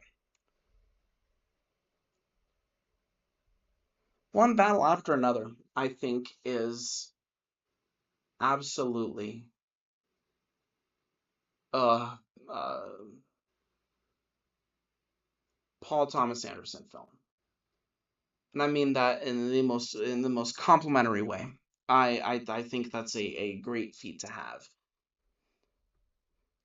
I think when it comes down to it, when it comes down to it, um, I like Leonardo DiCaprio in this movie as an actor. I think his character was really interesting. That he really wasn't an active part of the plot. Like obviously he was main, but it kind of felt like the plot was moving him along rather than the other way around.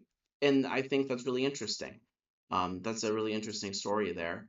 But I'm definitely of the mindset on when it came to watching this movie. Um, I think the supporting cast is the reason I like this movie as much as I do. I think Sean Penn is a brilliant, brilliant villain.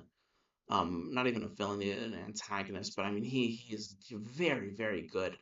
The his kid's journey through this entire um through this entire movie is really fun to watch. Um, this is one of those ones there where it does not have that Demon Slayer problem where sitting there I was like, oh my god, it's still going. There was one scene where it was a lot of you're watching the car kind of go on the waves, go on the hills, and there was a little bit there. I was like, okay, we don't need to keep going on the hills. I get the cars are pretty close to each other, but we don't got to keep going with that. Um, but other than that, though, with one battle after another, I was very impressed. I was very impressed with that movie. I'm not the biggest Leonardo DiCaprio fan, but he did a very, very excellent job in this movie.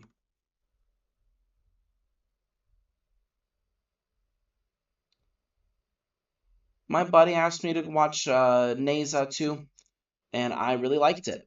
I didn't watch Neza 1. I didn't know what Neza 1 was about, and I could still pick up almost everything this movie was putting down. That was not terribly hard, and I think that speaks volumes about the story and how they made this story and how they made it work. This movie was funny. It was very funny. But also quite. It has really good emotional beats to it as well. That part I was very impressed about it. Um, as well when I was watching this one. Was I'm really impressed about how the we're at 2 hours. I actually cleared this a little faster than I thought I was going to. Neza 2, I was impressed with the animation. I think the animation was beautiful. Um, the story itself was great. I liked where it ended. I would like to see a Neza 3. If it's in development, I'd like to see that happen. So that's that. I watched it dubbed. I'm very curious about how it is in its original language. I think it's a Chinese movie, so I'd like to hear it in Chinese at least once, just to kind of see how it is like that. But Nezu 2 was great. I don't mind it at all. Let's see. In the Lost Lands. Also not good. Um, I remember hearing once that, or not hearing, but it was on Twitter. I remember on Twitter once I had read that he didn't want to be he didn't want to be put into like the same category as The Rock. Dave Bautista did not want to be in the same position as The Rock of wrestlers turned failed actors. Or not even like The Rock, but he didn't want to be in like this typecast. Like he wanted to show that he's an artist and he can do all these roles and this, that, and the other. And I think he really has to fire his agent. Because the things that I've seen from him are just they're not very good. And if in the Lost Lands is anything to say about it, it's not getting better. It's really not. Um, I'm very hard pressed to say that in the Lost Lands is anywhere close to a good movie. It could be a good short story depending on how um, the depending on how it was with um, I think it's George R. R. Martin. I think George R. R. Martin was the one that wrote it. Um, Depending on how he wrote the novel, maybe they just didn't have a lot to go off of.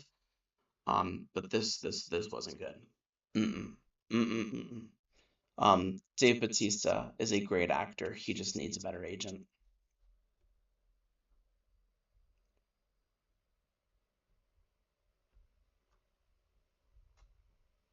Watching Warfare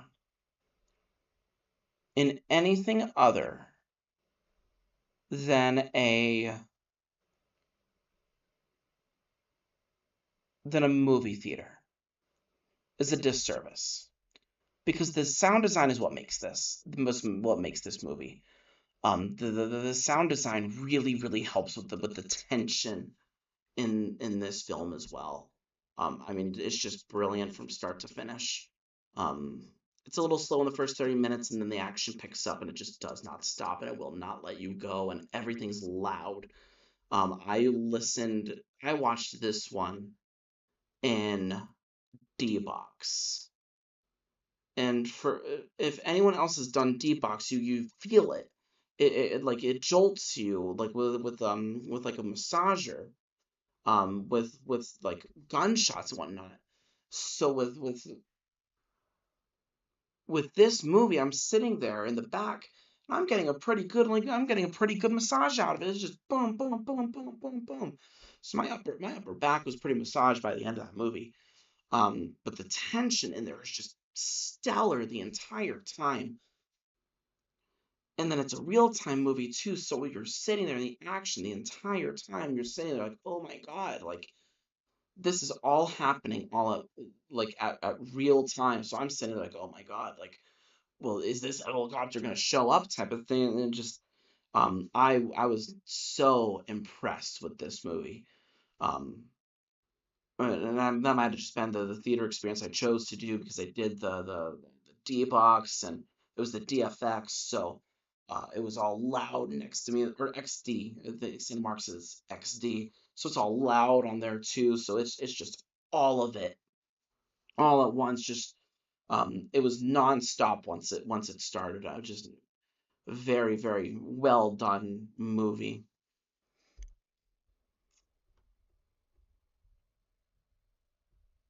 Black Black Bag was fine.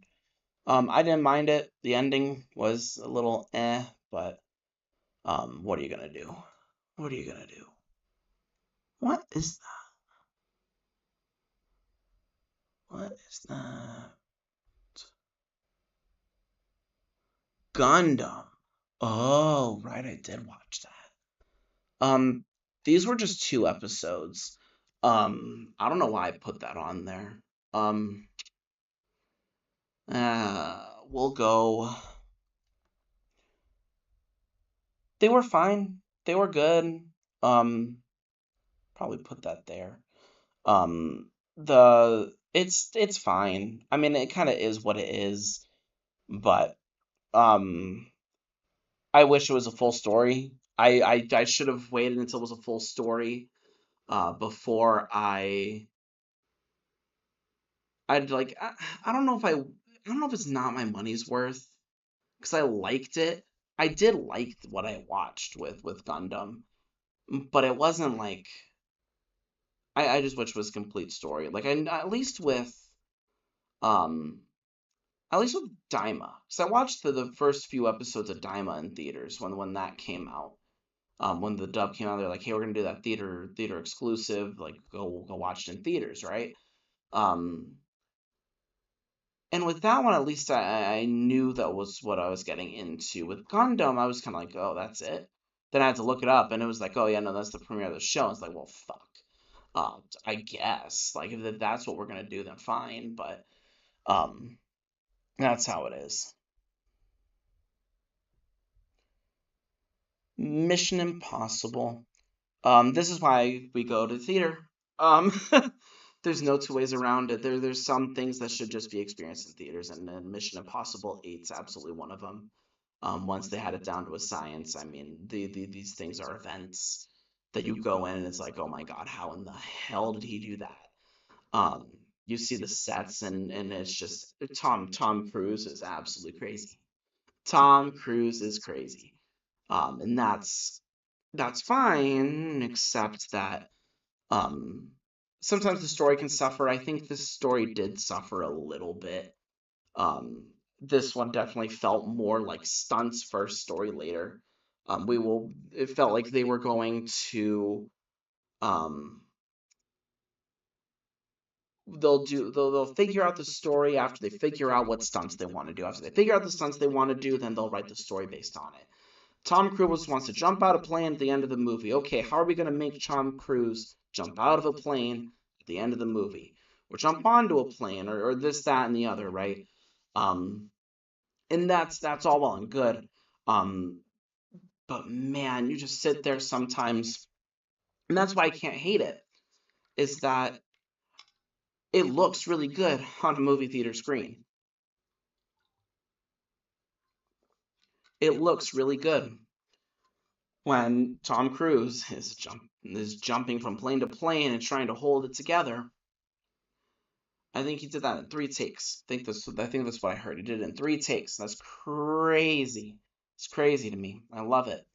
Um, but it's certified cinema for sure. There's no question that the best way to watch Mission Impossible 8 is on the big screen. It's the big screen for sure. That's where it should be. So that's the tier list. That's the tier list. These I'm pretty happy with. I'm pretty happy with it. Um, I don't know if they're in order. No, these guys are for the most part. Actually, we can we'll put this one in order. We'll put this one in order. Sinners was definitely my favorite movie of the year. Sinners absolutely was, and then it's probably Superman, Warfare, Marty Supreme, One Battle After Another, Mission Impossible 8, and Avatar. These two are definitely man. You can only watch these in theaters to get the full experience. If you're watching it, like you can have the best TV at home. It's not going to be the same. Um, let's talk about the Oscars. Let's talk about the Oscars.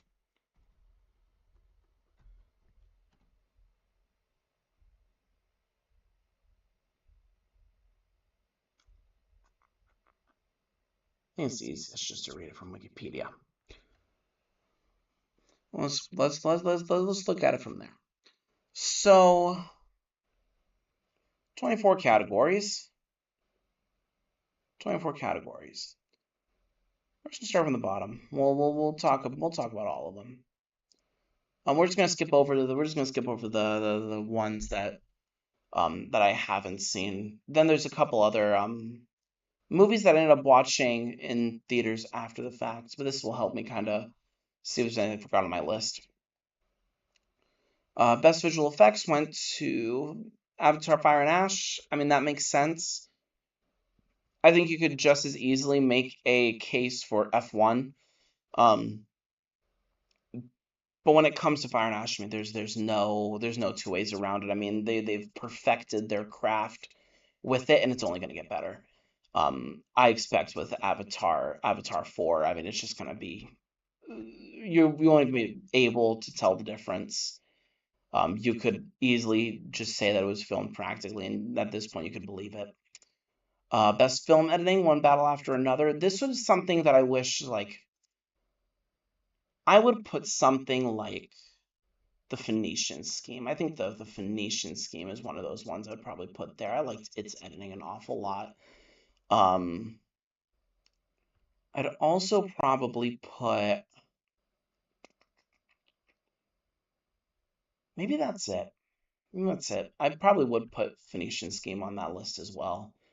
Out of these guys, I think the editing for the Phoenician Scheme was fantastic. Best costume design, Frankenstein. I didn't watch it. Hamnet, I didn't see. Fire and Ash makes sense. Sinners makes sense. Of course, those three are on there. Um, Fire and Ash, I probably would throw up there. I think Fire and Ash. I don't think anyone's really quite moving the costume design quite like Avatar is. Maybe Frankenstein is that great. I still have yet to see it. I will at some point. Kind of impressed on how much Frankenstein was nominated though. It must have been at least halfway decent. Best makeup and hairstyling. I watched Kokuho the other day. Or about I want to say 2 weeks ago. Uh, Kokuho was great. That was a great movie. Really, really well done. But yeah, no, their makeup and hairstyling. I mean, it's fantastic. Very well done. Best cinematography, Sinners. I would give it to that one as well. Sinners cinematography was beautiful. Train Dreams I'll eventually watch. Train Dreams is also very good. Or at least from what I've heard, Train Dreams is very good. I will eventually watch it. Sinners, but yeah, I would put in Sinners. Best production design. Sinners, One Battle After Another. Morty Supreme, Hamnet, and Frankenstein. From the ones I've seen on here, probably give it to Sinners. I think you can make a really decent case as well for One Battle After Another. I would say One Battle After Another also has really great production design. I would not be upset with One Battle After Another taking it as well. Sinners was great. Don't get me wrong. Like I said, the set they used for the Burning Barn, I think, is absolutely brilliant. Best casting, One Battle After Another. Actually, I would agree with that. Best sound. See, now this is where I put Warfare. I would put Warfare in best sound. Like I said, that one's just absolutely brilliant. Absolutely brilliant of a movie. Absolutely should have gone there. F1's fair. Um, Sinners is fair. Actually, I don't know about Sinners on this one. For best sound, I don't know about Sinners for best sound. Best music, Hip Hop Demon Hunters. Yeah, I agree. I Lied to You is great though. I Lied to You is fantastic. I don't. I would not be mad about this being up there, being the winner. I wouldn't mind that at all. Best music, original score. Sinners, Frankenstein, One Battle After Another, Begonia, Hamnet. Sinners, yeah, I'm okay with that. Best animated short film. I didn't watch any of these, unfortunately. I have trouble finding the finding short films. Wish I had a better way to find those. Best documentary short film. Again, hard to find the short films. Documentary feature film. Mr. Nobody Against Putin, Cutting Through Rocks. I haven't watched any of these. I'm not really a documentary viewer, so I can't really pin my opinion on there. I can't opine on it. Best international feature film. Dang, I don't watch any of those. I want to watch It Was Just an Accident. Eventually, I will.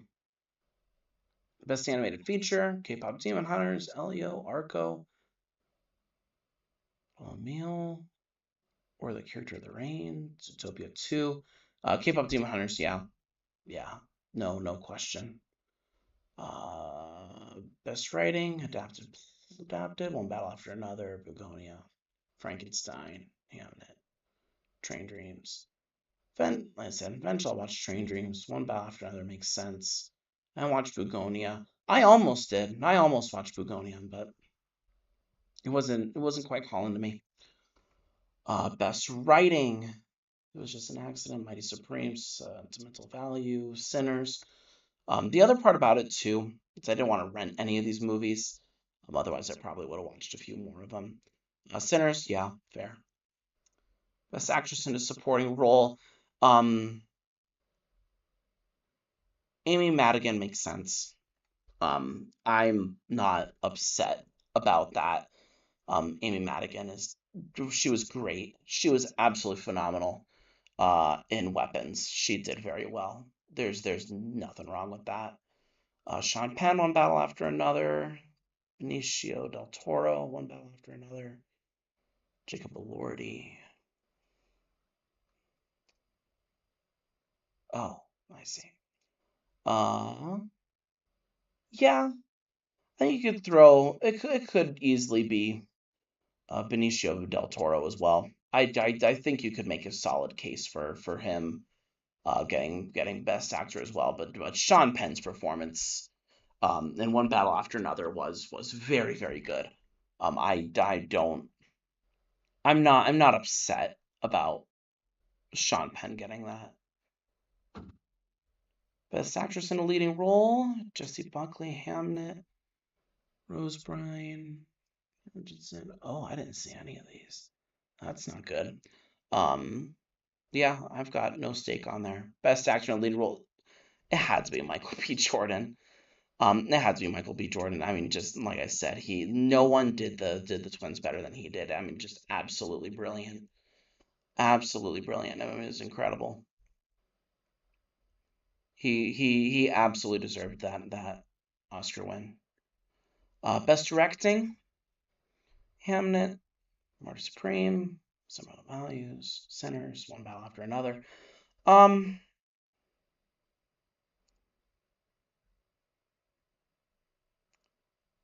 I would give it to Paul Thomas Anderson here. I wouldn't give him Best Picture. I don't. I wouldn't. I mean, Sinners. I do think is the best one. I do think it is the best one on that list. For Best Picture. I mean, truly, it's that good. Um,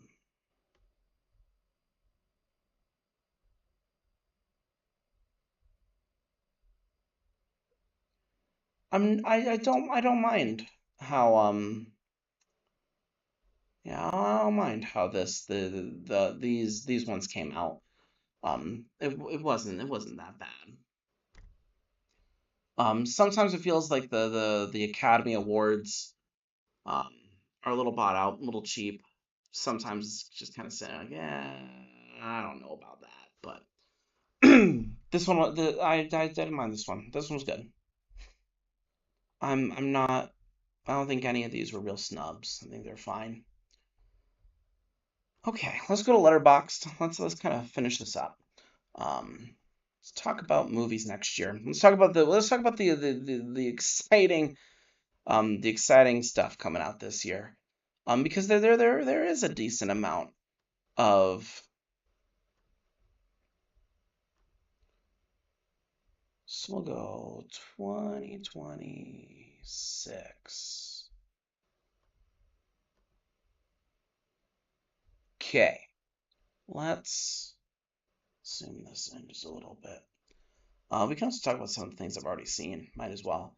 Um, Iron Lung. Iron Lung, I think it was really, really good. I really liked it. I was really impressed for a directorial debut, just how good that movie was. Markiplier has shown time and time again that he is really good at what he does. He has proven time and time again that regardless of anything, he is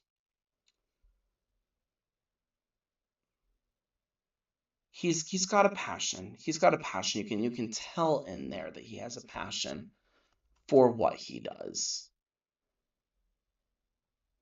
And so with Iron Lung, I was so impressed. Hoppers, I wasn't as impressed by. Like I said, absolutely beautiful movie. I think I said that in stream, but if I didn't, I'll say it again. Hoppers was beautiful. It looked really decent. It looked really nice. Um, but but um, it was by all intents and purposes. The story's kind of lacking. I didn't like the main character very much either. Project Hail Mary, I'm very excited about this movie. I am very, very, very excited about this movie. I am so stoked to watch this weekend. I am so, so excited. This feels like one of those ones, like, this is right up my alley. This movie's right up my alley. I'm pumped to watch it. I think um I'll read the book after. Like I think I'm gonna read the book after. Costing Thomas screamed for well over 2 hours just for Sandra Huller to steal the whole thing with one karaoke number. Book fans will be relieved, and the illiterate will be amazed. Sure, there's lots of stuff cut. Probably would like to see most of the science, but a solid adaptation.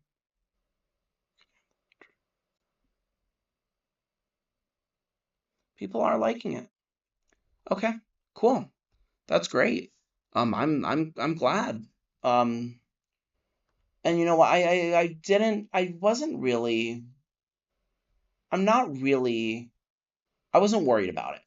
And the reason I wasn't worried about it is just because how good the Spider-Verse movies were. I mean, they've got it down to a science at this point. They're good at what they do. Um, I liked How to Make a Killing. I think that movie was fun. The sound design there as well also was very good. There was a good moment in there that I think at the very end that I think is really really well done. Turn to Silent Hill. I'm never watching that. Goat was good. I really liked Goat. I think it was solid, a little basic, very fast. It was very, very fast. Um, but that's not necessarily a bad thing. Um, Goat is one of those. Yeah, I liked it. Drama. I'm excited to see this one. I think Zendaya and Robert Pattinson are incredible actors. Both of them have proven without a shadow of a doubt that they're very, very gifted in what they do. So I'm stoked to watch that one. I think both those guys should be able to do something special there. Dune Part 3. I slept through Dune Part 2, so I need to rewatch that one. Mercy was not good. Mercy was not good. I did not like Mercy at all. I think it was fucking hilarious though. His and Hers, I didn't watch it. I heard from other people it was good though. War Machine, didn't watch that. What's this? Alan Richman. Alan Richson. Dennis Quaid. When did this come out? Chat, when did this come out? When did this happen? Netflix. When did this happen? Transformers Age of Ultron. Sci-Fi Channel original. Oh. Maybe I do have to watch this one then. If it's like that, then I might have to. I might have to check that out. Muppet Show. I've heard really really really good things about the revival.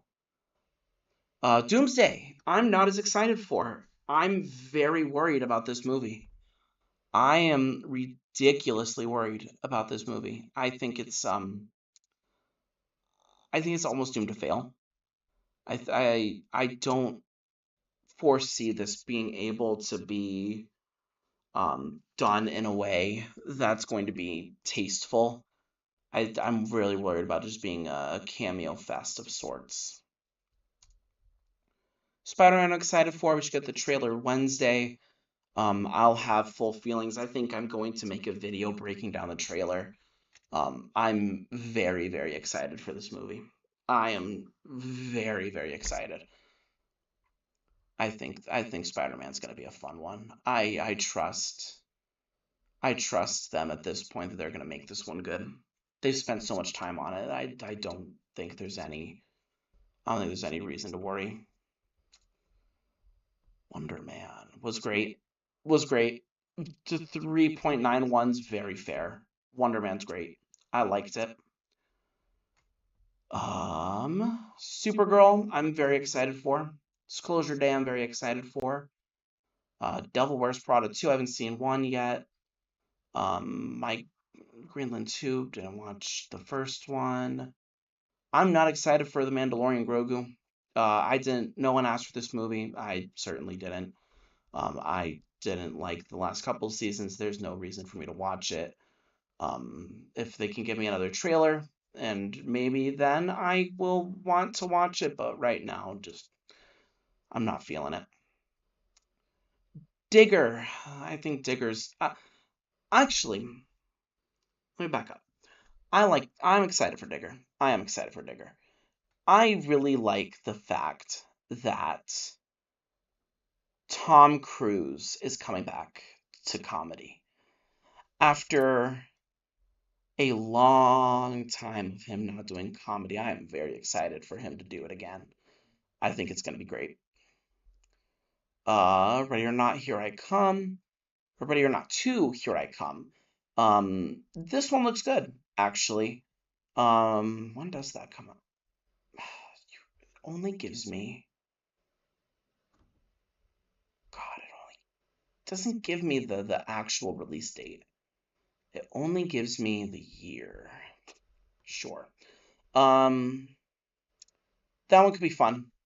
I could see that one being fun. Shelter wasn't very good.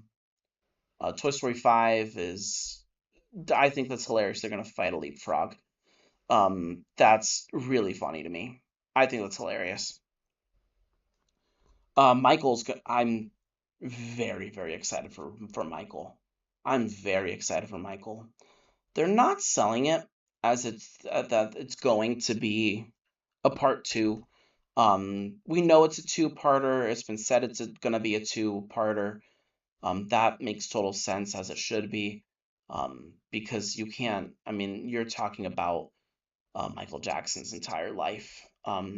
There's a lot to unpack in it. Backrooms 2026. I don't know what this one's about. I saw the trailer and people were excited. And they're like, "Oh, the original Backrooms." I don't know what Backrooms is.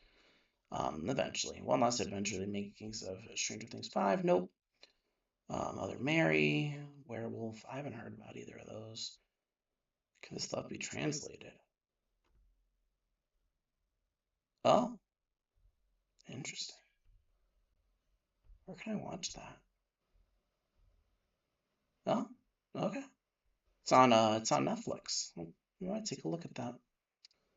Um, oh, I skipped one. Hunger Games, I'm very excited for. I will be watching that. We're only gonna go through this page, and then I think we're gonna call it a night. Um, Reminders of Him. That's really funny because this looks like a sequel to Him, even though we know it's not. But it's by the same guy of Him, so that's hilarious to me. I think that's really funny. Psycho Killer, never heard of it.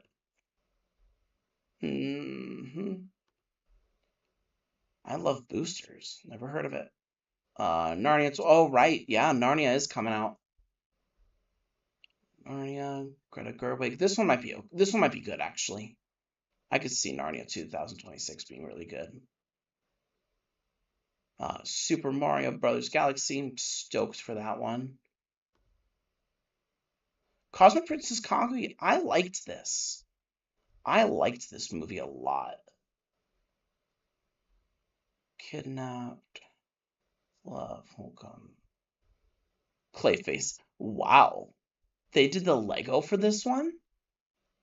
That's so funny. That's exciting.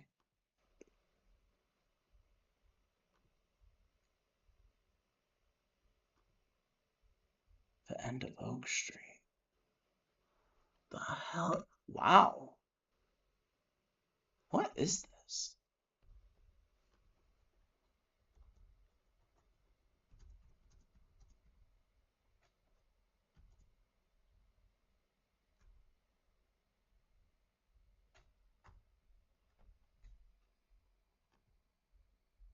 It's fiction, August 2014.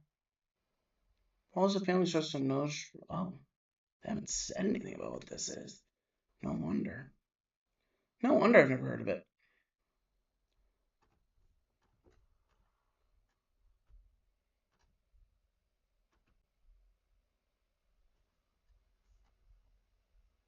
Millennium, not gonna see it. Resident Evil, we're good.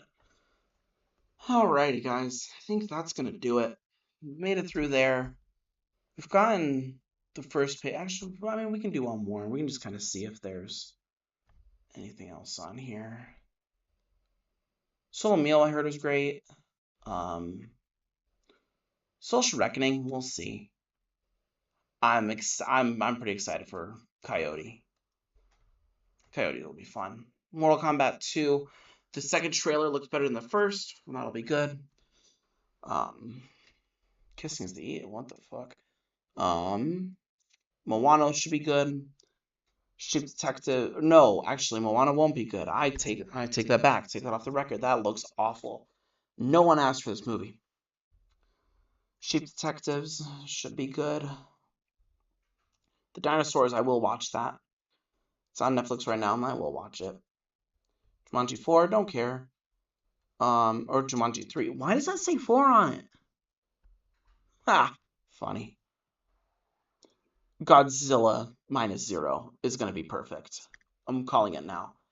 Last Airbender movie. I'm stoked. I'm really sad that it's not going to be in theaters. I'm really sad that The Last Airbender will not be in theaters. Minions is going to be great. I'm sure of it. Watch right now. It's going to be the best Minions movie we've seen. I'm totally kidding. It's going to be, no one's excited for that. Unless you're like 8. Insidious, Runaway, Lord of the Flies. What in the world? I don't know what any of these are. We've made it to the movies I don't know. All right, guys, that is gonna do it. Thank you for tuning in. Please subscribe, like if you enjoyed it.